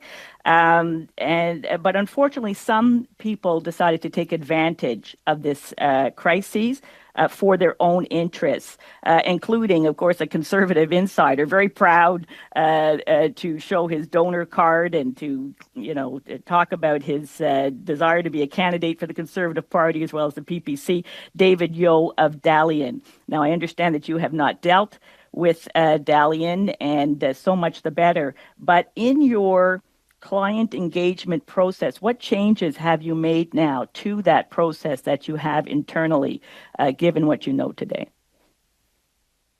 Question. In terms of our internal processes, and as we described before, we do very specific client and engagement acceptance processes internally in KPMG. We have not changed any of our processes at all. They were rigorous before. They're really rigorous now, but we haven't fundamentally changed any of those processes. But the Auditor General did note that there was a lack of documentation regarding the contracts that KPMG had. Do you agree that both sides, now certainly PHAC and PSPC have to do their end, but do you believe that both sides should be responsible for making, to ensure that the necessary documentation is in place when a contract is non-competitive? Member's question.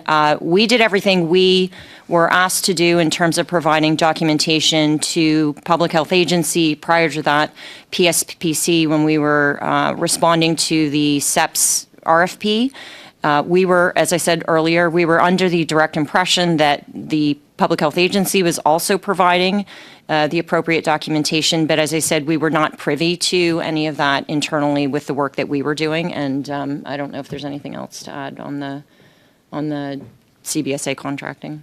No, I think you've covered it. Thank you. And what kind of contract or what kind of documentation would be normal on your side, even in an unusual circumstance like the pandemic? The member's question. So I'll just give you a very specific rundown of the kind of documentation we had for the Public Health Agency work. So in addition to weekly detailed status reports that talked about the specific status of all of our activities, deliverables, meetings that we were undertaking, which we gave in writing to the Public Health Agency, we also had all of our deliverables obviously provided to the Public Health Agency sponsors and the team members that we were working with, and those were all quality reviewed by a secondary partner in our firm to make sure that we were meeting all of our compliance requirements, but also providing the right level of quality and standard to meet the Public Health Agency's requirements. And again, as related to any contracting, Of course, the necessary statements of work documentation that would accompany the contracts were all part of the package that we had to provide. We also had to sign a form that said that we would maintain the same rate structure and the rate card, which was the very same rate card that was established in the original CEPS TA, and that we held constant for a 2.5-year period. So all of that documentation and of course, executed documents for the contracting and so on were provided directly to the Public Health Agency for every phase of work we did. Thank you very much. That is the time. Encore une fois, c'est Madame Singh. Once again, the floor is for Ms. Sinclair Desjardins. You have 2.5 minutes, please. Thank you, Mr. Chair. I'm going to quote the Deputy Assistant General. He mentioned in a previous committee that he found the whole situation disgusting. He was referring to the fact that a firm with the size and reputation of KPMG would accept to a situation that was very, very suspicious. That's problematic. He also mentioned that the taxpayers didn't get good value for the money that they had paid, and that KPMG had a subcontractor, and GC Strategies took a huge cut for this ArriveCan app, 30%, I believe. So I think that KPMG simply forgot that it had a role to play, that is to ensure that taxpayers get good value for money and ensure that the government complies with the law, that everyone complies with the law. There's one important aspect that I'd like to refer to. In your risk evaluation analysis, it's surprising that you didn't realize that Kristen Firth, who had several meetings with Mr. Bashir, was also working for Veritach.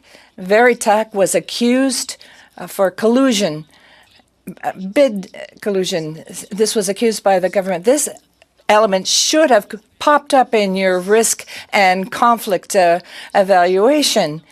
If Mr. Bashir had seen this is really problematic. I think we're going to have to take a look at your conflict and risk evaluation report, because this is somebody who had previously been accused by the government, and the justices had required that all employees of Invoicing should be given training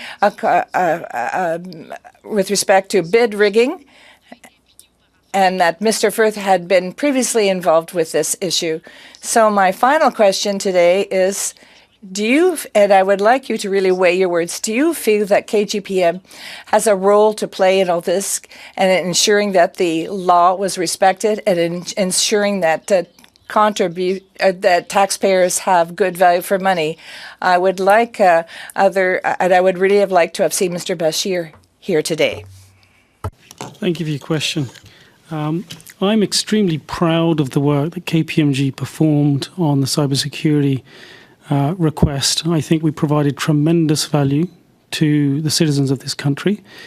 And any situation where we as KPMG can help the government and citizens further safeguard and secure their information and provide recommendations that would help to do so, in my opinion, is providing tremendous value, and that's exactly what we did. We provided multiple areas of improvement, opportunities for improvement, and that was following the execution of a very robust piece of work that we performed.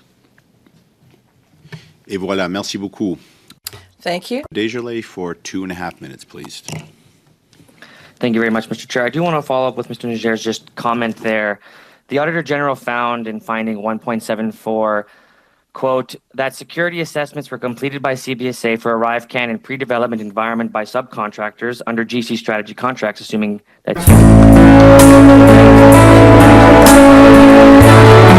involved in the security assessment were not identified in the task authorizations and did not have security clearance. Although the agency told us that the resources did not have access to travelers' personal information, having resources that were not security cleared, exposed the agency to increased risk of security breaches. Mr. Chair, that comes in, I think, stark contrast to your comments of excellent work beyond the questions Canadians have of value for money, which the Auditor General has been clear ArriveCan did not achieve. That includes the work of KPMG, which in many regards to many Canadians is a failure, being unable to rely on our public service.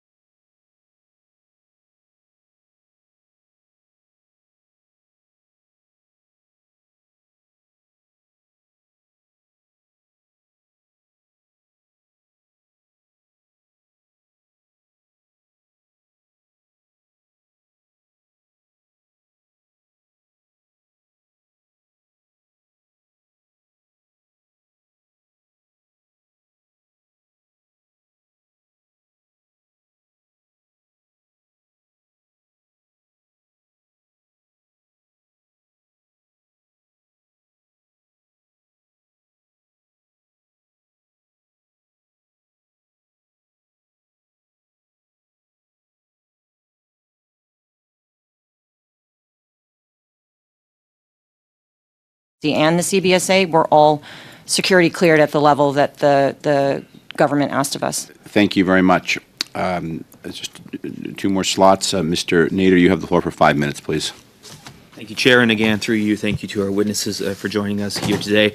I want to begin by just making a comment about the concerns that we've heard today and how concerning it is to hear from KPMG, one of the largest firms in Canada, at 10,000 employees, and then being asked by the Government of Canada, by a senior Trudeau government official, to contract through a two-person firm in a basement with no IT experience. I can't begin to explain how concerning this is, and should be concerning for you as well. That you as Point of order, Mr. Chair, if I could interrupt. Sorry, Mr. Nader. Just 1 second, Mr. Nader. Yes. Go ahead, please. Could you clarify what time we're ending today? I was under the impression we were a 2-hour meeting. I don't know what resources we have, and we seem to be at the end of our time. So if you could simply let us know. Yeah, we're down to the last 10 minutes here, so or closer okay, to do we 9, have resources to go over the 2-hour allotment? Yes. Okay, thank you. Over to you, Mr. Nader. You have 4 minutes, 20 seconds. Thank you, Chair. And but how concerning this really is for Canadians that this lack of value for money was really undertaken here. It reminds me of a Liberal MP who was once elected and wanted to do a motion on financial literacy, and then of course the PMO got a hold of that and said, "Oh, you can't do that." So she instead wasted resources over a number of parliaments trying to change the name of her riding rather than focusing on financial literacy, which I think is unfortunate. Point of order, Chair. Yes. I hope I'm going to have a chance to respond to that because. Well, hold on, Miss Shannon, you want to respond? Okay? Sorry. Miss Shanahan, Miss Shanahan, there is a government slot next, Liberals, so you will have a chance to respond however you like. And I would ask you to mute yourself, Ms. Shannon, because right now we're just hearing a lot of laughter, which is rather odd. So, Mr. Nader, 3 minutes, 50 seconds. Thank you, Chair. And there is a lot of odd things going on with this Liberal government, so I'll just leave that there. To Mr. Nijar, how many resources did you personally have from KPMG working on the cybersecurity assessments? There were a number of resources. I don't have the exact figure, but I can get that to you. No problem. But there were a number of individuals at various different levels of seniority and experience. And if you could get that information, but to that end, the various levels of seniority and experience, was that information communicated specifically to GC strategies, those levels of experience of those individuals? Thank you for the question. So we identified the individuals to the Cbsa, and those individuals were on the engagement. And I do not know if GC Strategies were aware of those individuals. I believe they were. They knew the names of those individuals, is my understanding. And those individuals worked on the execution of the engagement. Can we be sure that the individuals and their experience was correctly identified both to GC Strategies and through GC Strategies to the government? We've heard before about them, GC Strategies, falsifying resumes, falsifying information, and providing that information to the government. Can you be sure that your information was correctly provided to the government? Thank you for your question. So I cannot speak to the information that GC Strategy shared to the government, but we provided the names and the experience levels and the security clearance levels of the individuals that were going to be on the project, and they were on the project, and they executed on the completion of the work. Thank you for that, Chair. And in my remaining time, I am going to move a motion that the committee invite Mr. Imran Bashir, KPMG's National Public Sector Cyber Lead, to appear for no less than 2 hours on the committee's ongoing ArriveCAN study, and that the witness be scheduled to appear within 7 days of the adoption of this motion. This motion has been shared with the clerk, and I believe she could will send it out. I'm in a few. I see a couple of hands going. I'm going to suspend the meeting just for 3 minutes. I'll just explain what's going on here. So we have a motion now that we move right into this motion. It is a matter related to these committee hearings. Witnesses, you're welcome to. I'm going to suspend for 3 minutes, then we'll get going in. This can either be wrapped up quickly or something that takes a little bit of time. For now, I'm going to ask. I just want to clarify something. Just Khalid, a second. I'll hear you in a second. You get a point of order. Just 1 second. I'm going to suspend now. Please get up. Why are you suspending, Chair? I have a point of clarification, just because I think it would because impact as a practice, Ms. Khalid, the motion is with the clerk. It will be sent out very shortly, so it's going to be a 3-minute suspension. I'm going to come right back, and I just want to give our witnesses a chance to stand up and just explain what's going on. I'll come right back. So is that your concern, Ms. Khalid, or is there something else you wish to ask? No, Chair. It was something else that I wish to ask. I don't know why you always talk down to me, Chair. It's not nice. Well, Ms. Khalid, I'm wrapping things up with the witnesses, and you're interrupting me. So I'm happy to hear any points of order at any time, but it's odd to say, why are you suspending? Because I've actually started to make that as a practice as motions come up to give members, in fact, often it's at the request of the Liberals that I've been asked to suspend. So I'm trying to continue that practice. I don't mean to speak down to anyone, but I would just ask that at times when I'm addressing the witnesses, that members just hold off. I will get to everyone in due course. So, are there any points of orders before I suspend? Well, I have a question. Are you formally suspending the meeting? I said I don't understand what's I'm coming happening. back in 3 minutes. So I'm going to suspend the meeting for 3 minutes.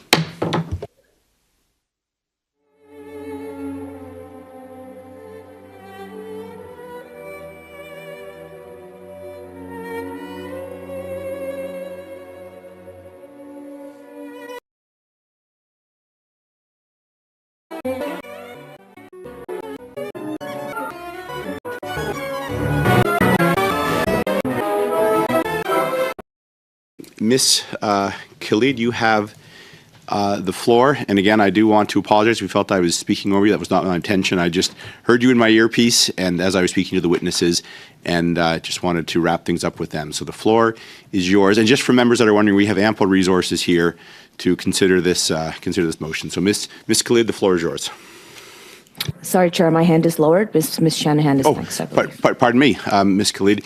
Ms. Khalid, do you want to be put on a later moment, or if you do, I'll look for your hand. But so right now, I have Ms. Shanahan, then Madame Secretary. Ms. Shanahan, over to you, please.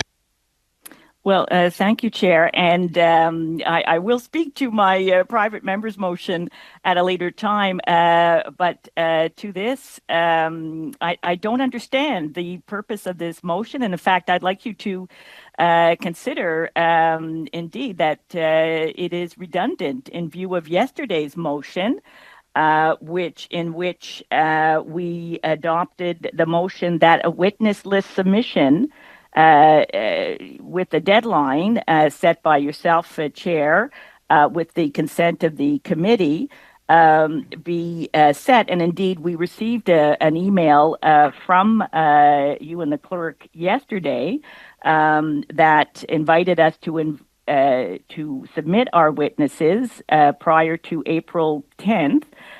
Which is ample time for all parties. So I do appreciate that for us to be able to submit witnesses in due course. So I really don't understand the purpose of this motion. And indeed, I would ask the chair to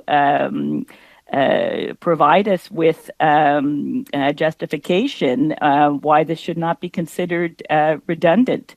And I just question why indeed Mr. Nader is presenting this motion at this time. We were all getting along so well, Chair. I agree. This was a remarkably well-run meeting today.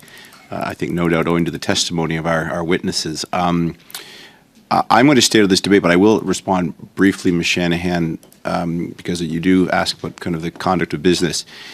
While yesterday's motion certainly establishes some, reestablishes some protocols for witnesses, I don't believe in any way it deviates from the rights of members to bring business before this committee.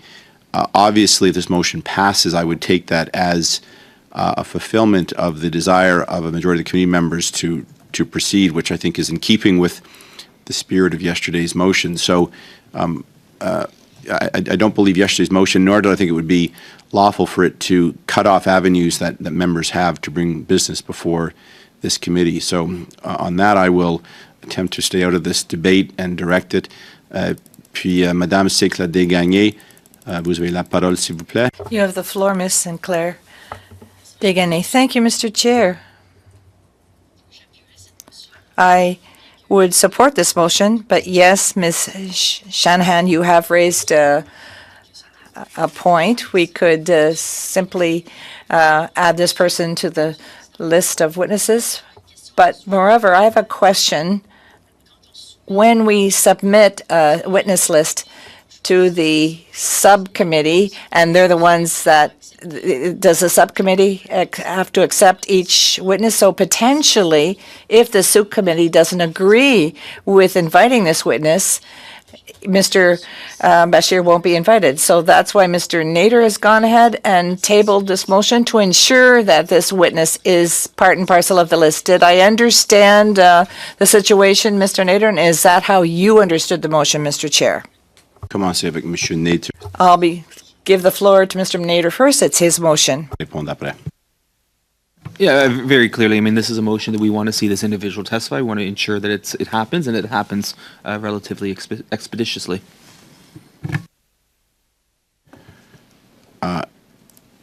So I would add that, just one second.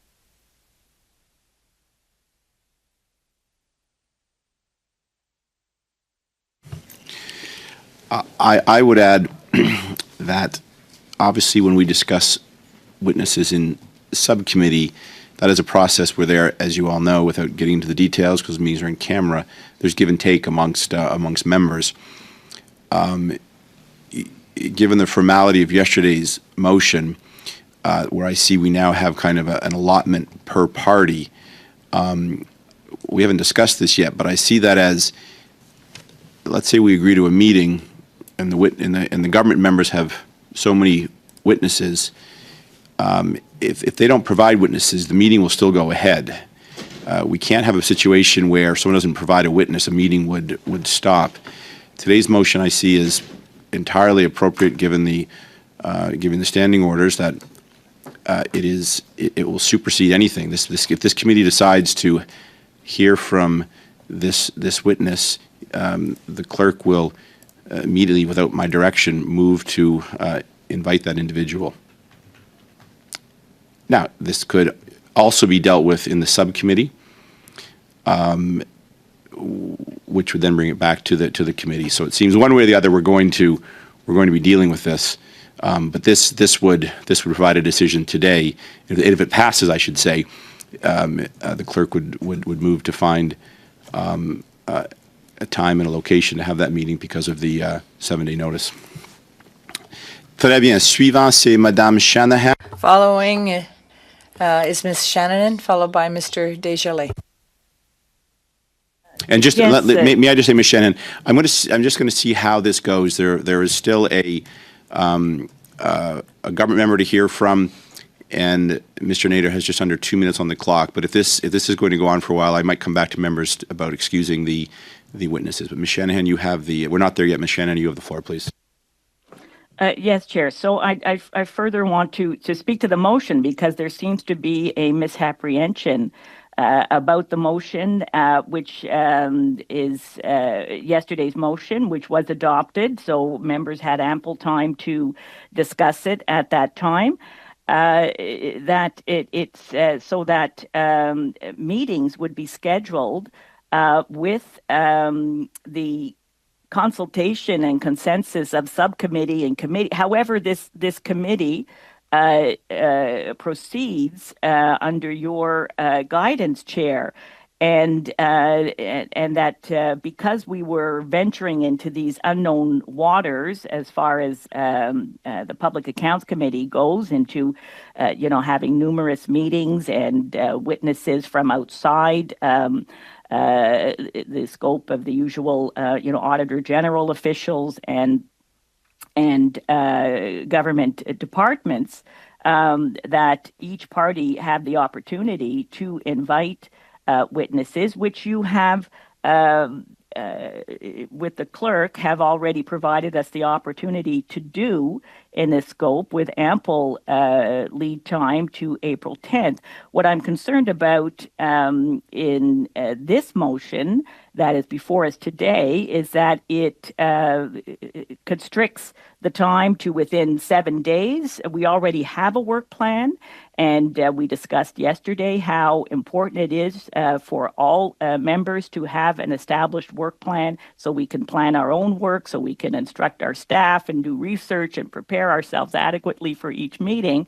And now it looks like we're going to have an extra meeting to accommodate this request when, and indeed, it could be requested, it could be accommodated very easily within the normal practice used by other committees and which was adopted yesterday in yesterday's motion. So, Chair, to you, please tell us what this would mean for our work plan schedule, because we were very pleased to receive that work plan yesterday at 8:43 from the clerk. Thank you. Thank you. I am trying to stay out of this as much as possible. So, Ms. Shanahan, it's not uncommon for committees throughout this building to have all kinds of schedules and work plans, but if a motion comes up and it is passed, that obviously would change a work plan that was set, and so that's the reality of this in any motion. I don't think I certainly don't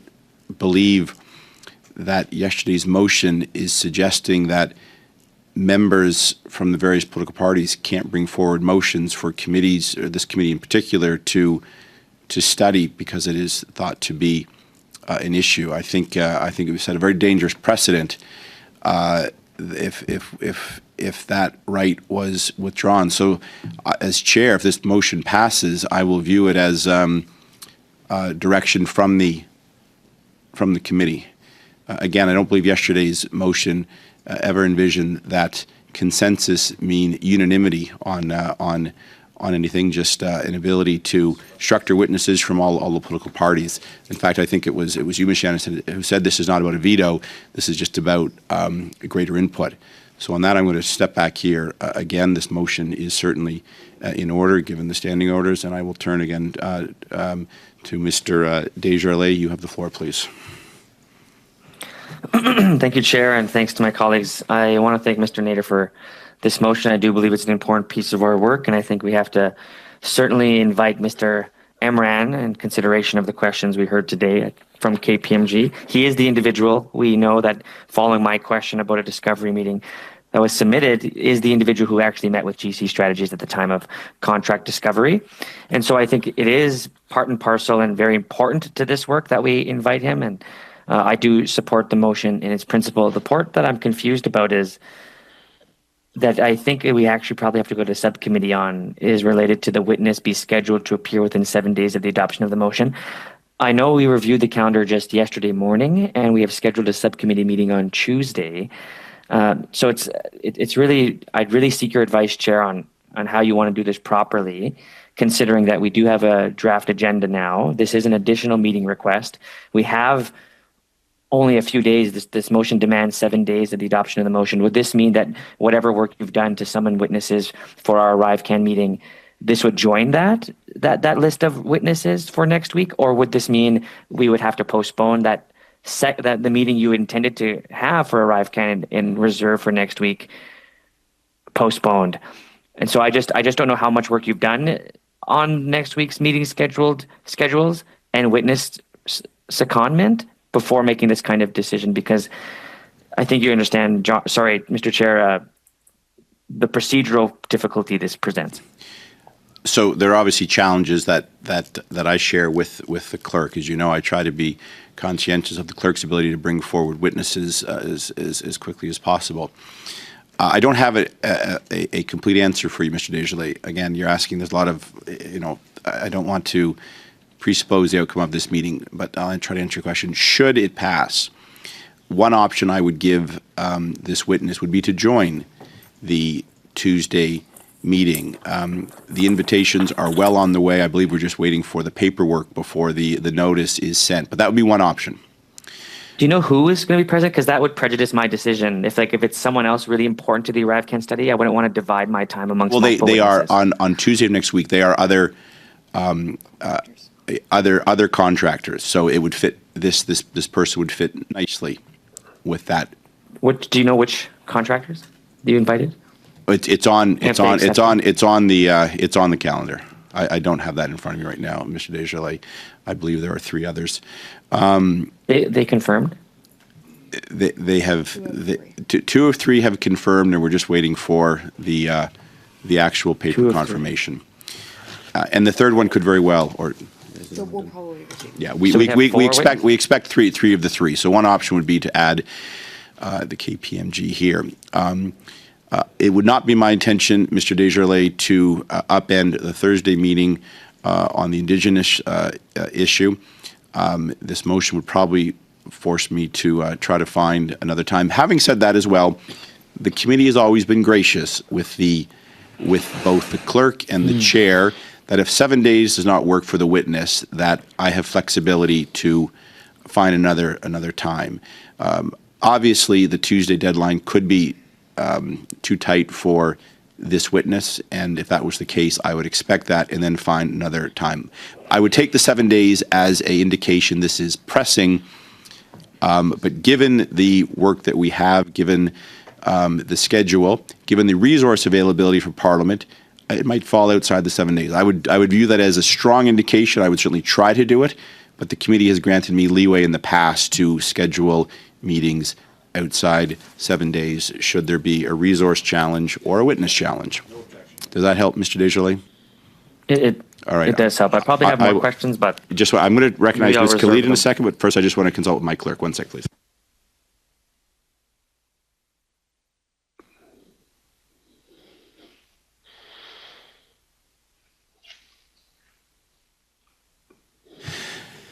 Very good. Ms. Khalid, you have the floor, please. Thank you, Chair. So just to answer Mr. Desjardins' question, I had the work plan right in front of me. So the witnesses invited are Amazon Web Services, Inc., Microsoft, Inc., BDO Canada, LLP, for the next meeting for the 9th of April. Chair, I understand and appreciate what you're saying. There is a lot of confusion. I know from trying to resolve this in as quick of a time as possible. I mean, one option would be to amend the motion to delete reference to when those witnesses would be invited, and then the second is that perhaps we can leave this motion be and perhaps pick it up again at the subcommittee meeting where members can actually just go in and have that discussion and answer any of the questions that they need to have answered in order to move forward. And there's not really that much of a time difference from today till the subcommittee meeting, and I think it's better that we proceed when we understand fully what it is that we're doing, rather than passing motions that we're not really sure how they would impact the rest of our work plan. And as you said, Chair, there's been a lot of work that's already been done by yourself and by the clerk in inviting witnesses. So it doesn't really make sense, I think, for us to rush through this. I think in principle we all agree that these witnesses perhaps should be invited. I do think that this is a question of timing, and that should be better addressed through the subcommittee as opposed to putting it in a motion. I think that we're all on the same page here in terms of where we want to go with this study, and it is part of a study. It's not a one-off, and that's why I think that this issue is better addressed within the subcommittee and the list of witnesses as opposed to a standalone motion in and of itself. I don't know if I'm interpreting this properly, but that's kind of where my headspace is at. Again, I would like to hear from colleagues as to what they're thinking. As what I misclared, let me just respond to some of your points. So first of all, there is no subcommittee meeting scheduled for next week at this point. What it is that Ms. Yip rightly asked that I return to the full committee with a subcommittee report, which is at the end of the meeting time on Tuesday. That time right now is very short because I was expecting more of a here's where the subcommittee meeting is at. I could endeavor to find time, but again, that's a question of House resources. Ms. Clede, I am not in a position to withdraw the report. I think you understand that, but I hear more of a sentiment that I think is directed to the report, the motion mover, who will consider that. And your third point was, again, you expressed it.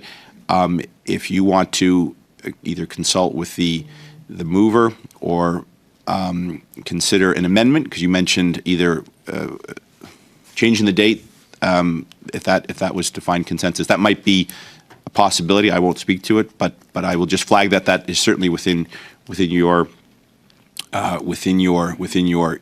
So let me move on here. Yes, I was going to turn to Mr. Nader, and then and Ms. Clede, why don't I come back to you if that's okay? Is it okay, Mr. Nader? Ms. Shannon and then Ms. Khalid. You have the floor, Mr. Nader. Thank you, Chair. In an effort to move this along, and perhaps I could seek unanimous consent.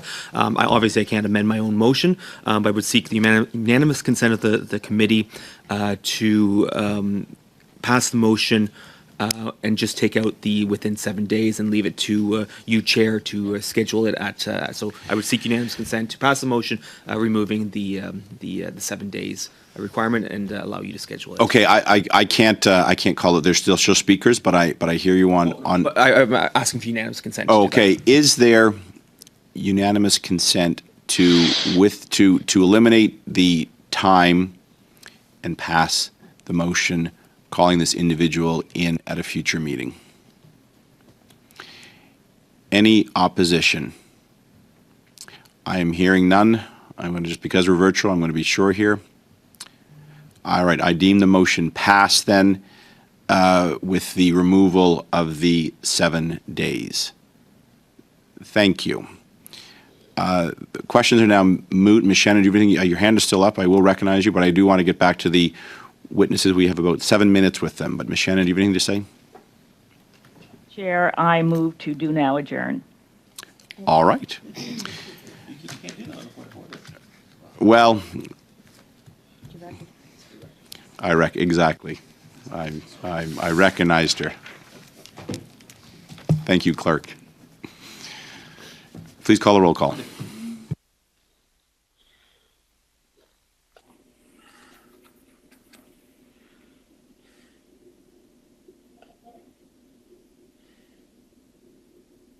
Should we just adjourn on division?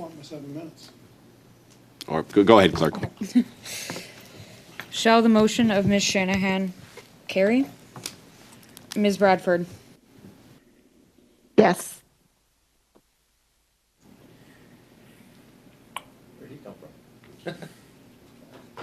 Mr. Casey? Mr. Casey, Yes. we're looking. Yes, thank you. Ms. Khalid? Yes. Ms. Shanahan? Yes. Mr. Aldag? Yes. Mr. Nader? No. Mr. Brock? No. Mr. Vierson? No. Madame Sinclair de Gagné? Non. Mr. Desjardins? Yes. I want to thank the witnesses very much for coming in today. If you have any questions, the analysts will be in touch about documents. And I appreciate you coming today. Your testimony was helpful for this committee work, and we'll be in touch with next steps. Thank you very much. This meeting is adjourned.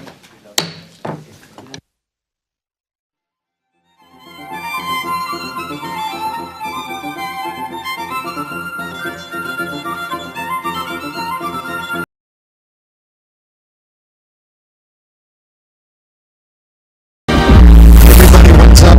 Just Ehren here, Question Period Canada. How are you today? How would you feel about less government?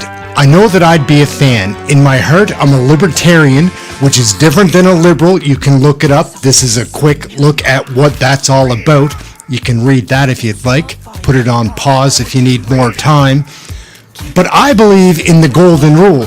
Do unto others as have done unto you.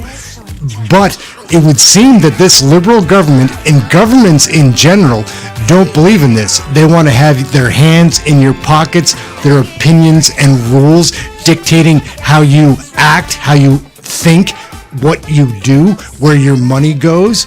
It's ridiculous. They're picking our pockets dry. You can see the consequences of this liberal government over the last 8 years and overinflating the government's budgets and having too much involvement in Canadians' lives. There is a politician out there that is looking to change some things up. His name is Poilievre, and it sounds like from the polls that he's going to be the next Prime Minister of Canada, if you can believe the polls. They strongly suggest that's going to be the case. We have this clip of Pierre Poilievre talking about his vision and how he would like things to be. I think that most other Canadians are really going to enjoy listening to this, hearing this, and identify with Pierre's thoughts on how there is just too much federal government right now. Create a political party from scratch. It would be called the Mind Your Own Damn Business Party. You That know, would be a people, good one. I know people can make the decisions of who they marry, who they date, how they live their lives, but also how they raise their kids. And I think if we had governments at all levels that live and let live, that had a policy of live and let live, a true policy of live and let live, then we would have so much more social peace because people could make their own decisions and come to their own conclusions and raise their own families with their own values. And that's why my role as a Prime Minister is not going to be to impose my values on other people. It's to get out of their faces and run a competent government. They want a government that can deliver a passport, not a government that runs their lives. A mind your own damn business party? That sounds pretty good to this Canadian. So do you agree with Pierre Poilievre that it would be better for the government to have very little impact and influence on your day-to-day living? That's not the way that it is now. It's going to take a long time before we can make these reforms, but it's best to have a guy that's thinking that that's the direction and the path that he wants to take when he's Prime Minister, which the polls say he's going to be the next Prime Minister, if you believe the polls. So again, I'll go back to the point that he made about a passport. I don't want the government running my life. I need them there for when I need a passport, something like that. They don't need to be having their hands in our pockets and trying to control everything that we do. It's terribly expensive and they don't know how to balance a budget.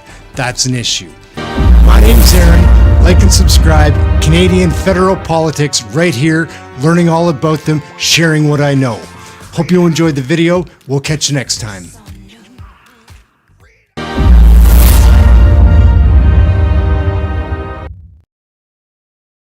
Before we get going, we should take a look at this. This is Pierre Poilievre talking about the WEF. And that is why I've made it clear that my ministers in my government will be banned from participating in the World Economic Forum when I'm in government.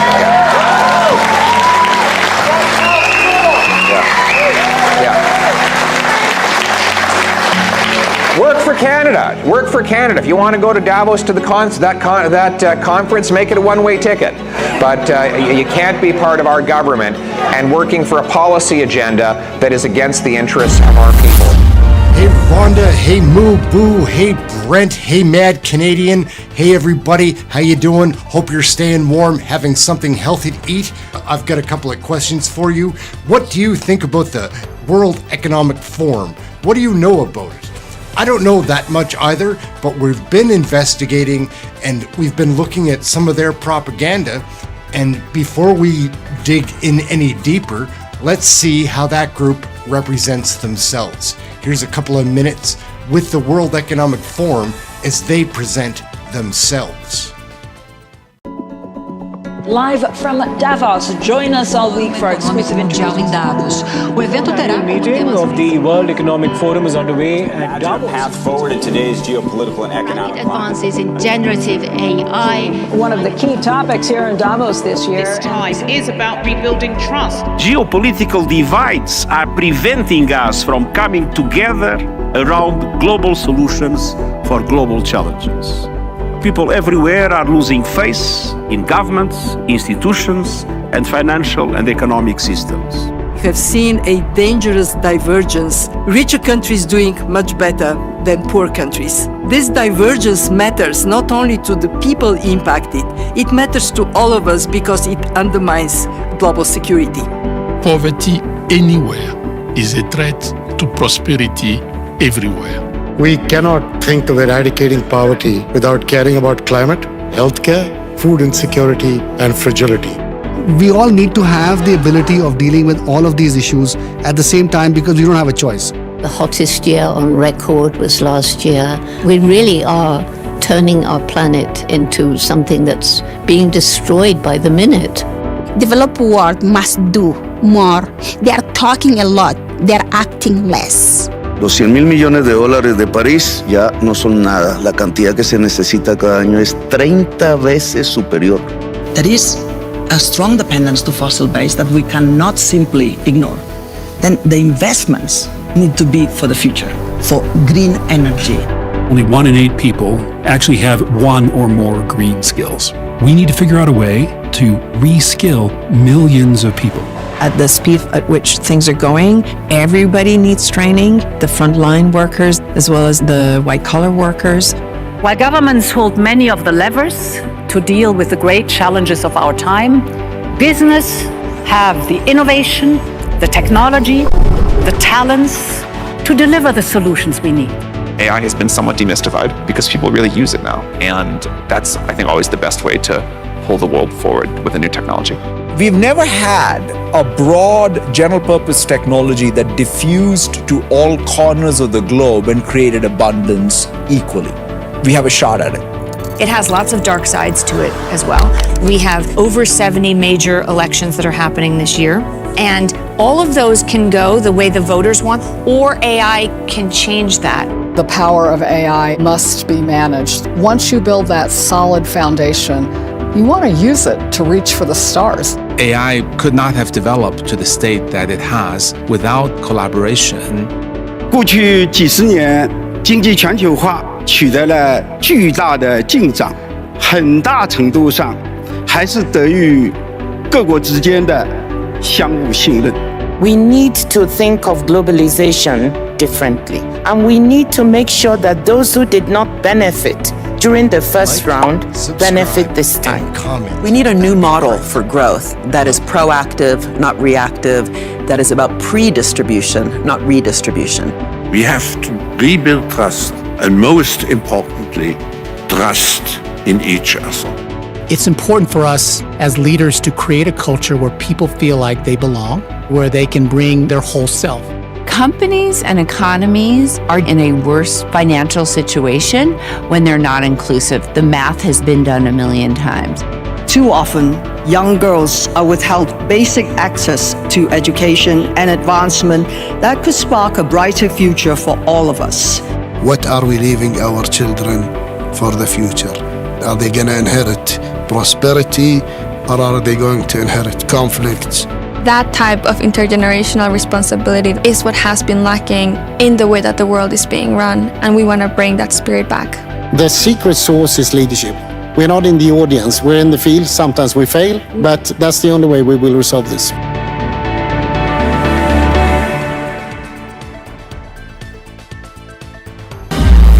That's very high quality production they're making. There's a lot of money behind like making a production like we just watched, but it doesn't make me trust them anymore. Having these people saying all these things, I believe they're dividing and distracting us, like on a global level. I'm not sure. I don't know all about it. I'm learning though. We did this story back ways. We're gonna take a second peek. A little nervous about showing this because I think it might have hurt my channel trying to produce this before or put this out there, but I think Canadians need to know that we have a lot of our politicians that are heavily involved in the WEF. These are some of those. Hey guys, what's up? Ehren here, Question Period Canada. We've got an exciting episode for you today. We're going to be focusing on the WEF, the World Economic Forum, and some of the members of Parliament that are members of this organization. We'll first do a little check into what the WEF is, and then we'll get into the politicians. Let's check it out. The World Economic Forum is an international, non-governmental and lobbying organization for multinational companies based in Colony, Canton of Geneva, Switzerland. It was founded on January 24, 1971 by German engineer Klaus Schwab. The foundation, which is mostly funded by its 1,000 member companies, typically global enterprises with more than $5 billion in turnover, as well as public subsidies, views its own mission as improving the state of the world by engaging business, political, academic, and other leaders of society to shape global, regional, and industry agendas. So that's just the tip of the iceberg with the WEF. It's worth looking into. That sounds nice there when you put the history together, but I think they're up to something else. That's not for me to say in this video. That's for another video. Right now, we're going to take a look at our MPs that are members of this organization. Do you recognize this jackass? Consider me once bitten, twice shy. This is Justin Trudeau, the Prime Minister of Canada and a member of the WEF. Do you recognize the Wicked Witch of the West? No. This is CHYSTIA Freeland, our Deputy Prime Minister and Minister of Finance. She's also on the forum's board of trustees. She's a real Sour Patch Kid. And who's this clown looking ponsive? He's not thinking, he's trying to figure out how to chew his gum. That's a dancing fool, Sean Lawless. He's a Minister of Housing for Canada, and he's a dancing fool. He just can't stand still, guys. And this is Gollum. Just kidding, this is Francois Philippe Champagne. He's the Minister of Innovation, Science and Industry. He is also a member of the World Economic Forum. He goes pretty crazy on the parliamentary floor sometimes. Oh no, it's boring time. It's Karina Gould. She's the most boring clown on the floor. She's currently the leader of the government in the House of Commons. She's terrible, guys. She's such a slow talker and boring. And what have we here? A pretty young woman? Oh my goodness, this is Melanie Joly, another member of the WEF. She is also the Minister of Foreign Affairs for Canada. She does seem really great until she opens her mouth. And now this specimen is fresh off the stool after getting a bowl haircut from her mom. This is Jeanette Petitpas-Taylor. She is also a member of the WEF. She's currently the Minister of Official Languages for Canada. Yup. Alright everybody, we're gonna wrap it up for now. There are so many more Liberal MPs that are part of the World Economic Forum. We'll be covering that and getting deeper into what the World Economic Forum really is. It's interesting and scary. So tune in for those. So besides Trudeau being involved with WEF, there are many other politicians. Probably Chrystia Freeland is the one that we hear the most about. She sits in a pretty high position with the WEF. Let's look at how Chrystia Freeland speaks to the world when she's on this platform, this stage of the WEF. WTF.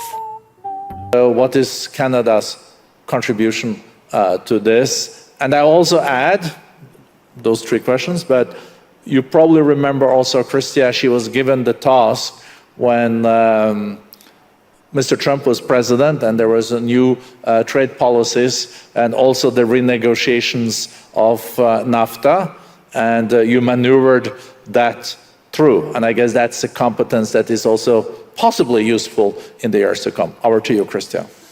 Well, thank you very much, Borge, and thank you for the friendship between Canada and Norway. I know you're not here in that capacity, but it's a very important partnership for us.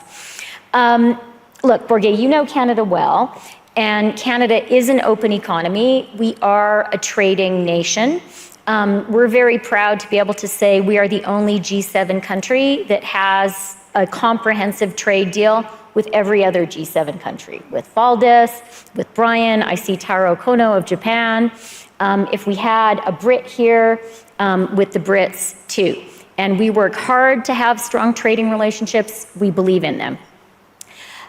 It is also the case, as Ngozi and Khaldun have said, the environment in 2024 is very different than it was in 2015 when I became trade minister.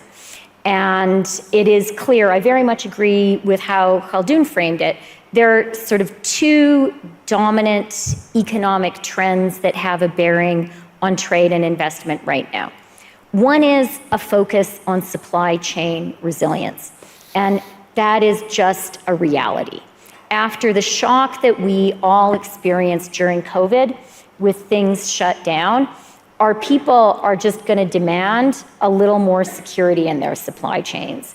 And then that was multiplied, as Khaldun said, by Russia's illegal invasion of Ukraine. And, you know, Valdis can speak much more, with much greater experience than I can. But we all saw in particular how that really delivered a huge shock to Europe, the dependency that they had. So supply chain resilience, it's a reality. And we're all thinking about it in how we build our own trade relationships and also how we as Canada make a pitch to foreign investors. The other thing that's going on, and again, Khaldun talked about this is a hugely transformative moment in the whole global economy.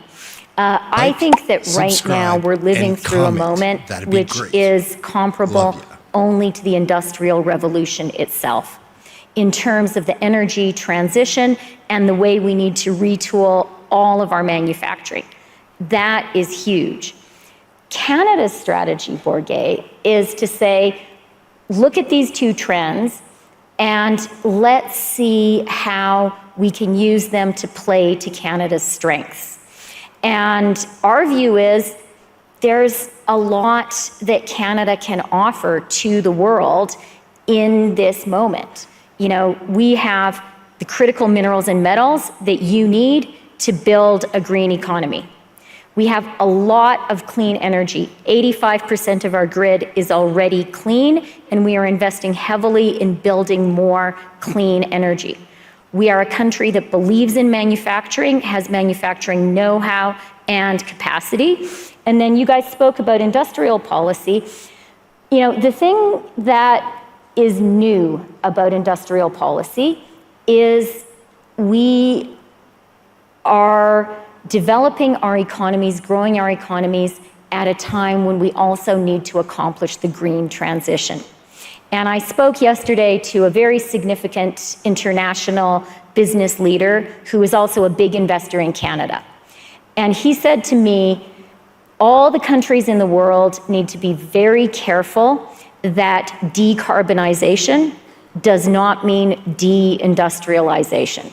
I thought that was an extremely smart comment, and Canada is absolutely determined that decarbonization for us will mean more jobs, more growth, more manufacturing, and we recognize government needs to play a role to make that happen. So we've set up a $15 billion government fund run by professional investors from a Canadian pension fund. And I hope you know Canadian pension funds, they're geniuses, the best in the world. So we don't have my department manage the money. Sorry, you guys are very good too. And the Norwegians are involved. Norwegians also is good. not bad They're either, good. huh? No, but like, come on, the Canadian pension funds, they're great. My point is, we don't have government bureaucrats invest these $15 billion. We have professional investors do it, but their job is to fill that gap between to really de-risk for private capital. And that $15 billion is being invested alongside private capital to make projects work. And then we have put in place a system of investment tax credits, really to be comparable to the IRA. And we now have a suite of policies for the industrial transformation worth about $120 billion. That'd be so great. Come invest in Canada. We believe that we have to hustle. We think this is a moment that, you know, the cement is being poured for the new economy. And we really believe in being out there, talking to investors in the world and saying there's a lot of natural advantages Canada has, and we're going to help those advantages along with government policy. And then just to conclude, Borge, what I'll say, I liked your introduction. I liked the way you said it's really important that trade policies work for people. And that would be sort of my final comment, speaking for Canada. But really, I think this applies to the whole world.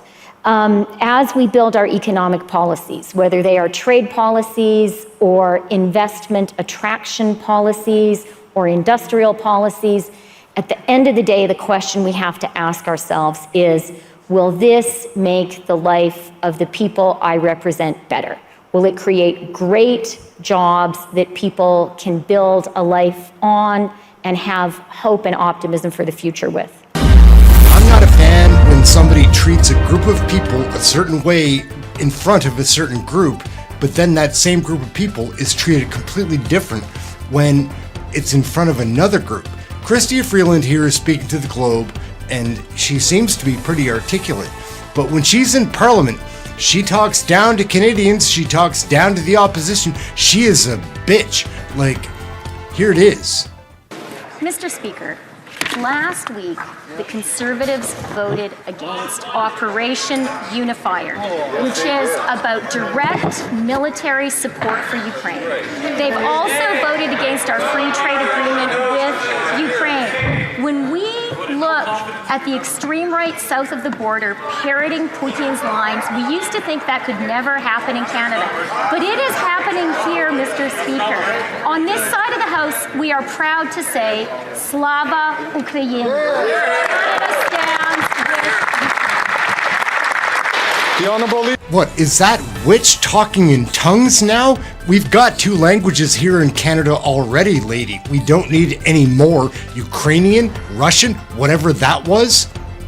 And you pull stunts like this, Canadians won't forget that you set this poor reporter up to be assaulted and then arrested for assault. You did this by a member of the York Police Department. And then he's very unpleasantly arrested. And this situation, let's just look at the video. Ms. Freeland, how come the IRGC is not a terrorist group? Why is your government supporting Islamo-nationalism? What? Excuse me. What are you doing? You're under arrest for assault. Why are you pushing me? You're under arrest for assault. Who are you? You're under arrest for assault. Police, you're under arrest for assault. How am I under arrest? You bumped into me. You pushed into me. I was just scrubbing. I got my credentials here and you just bumped into me. So excuse Police, you're under arrest. I find that video really hard to watch. David Menzies, he was set up. Everybody knows it. Once you see that video, you know that Chrystia Freeland is an evil witch. And now she's a big contributing member to the WTF, I don't know. We're going to wrap this one up. I'm Ehren. This is Question Period Canada. I hope you know a little bit more about the WEF now than you did before we started watching this video. There is something up, guys. It doesn't smell right. Something feels strange about the whole damn thing. Chrystia Freeland is a witch. And there are so many things going on. How can our nation be falling apart as quickly as it has been if our leadership isn't on board with it falling apart? What is up with that? I'm Ehren. This is Question Period Canada. We're having a good time learning about Canadian politics, sharing that with you. Like and subscribe. We'll catch you next video. Remember to have something healthy to eat and try to stay warm.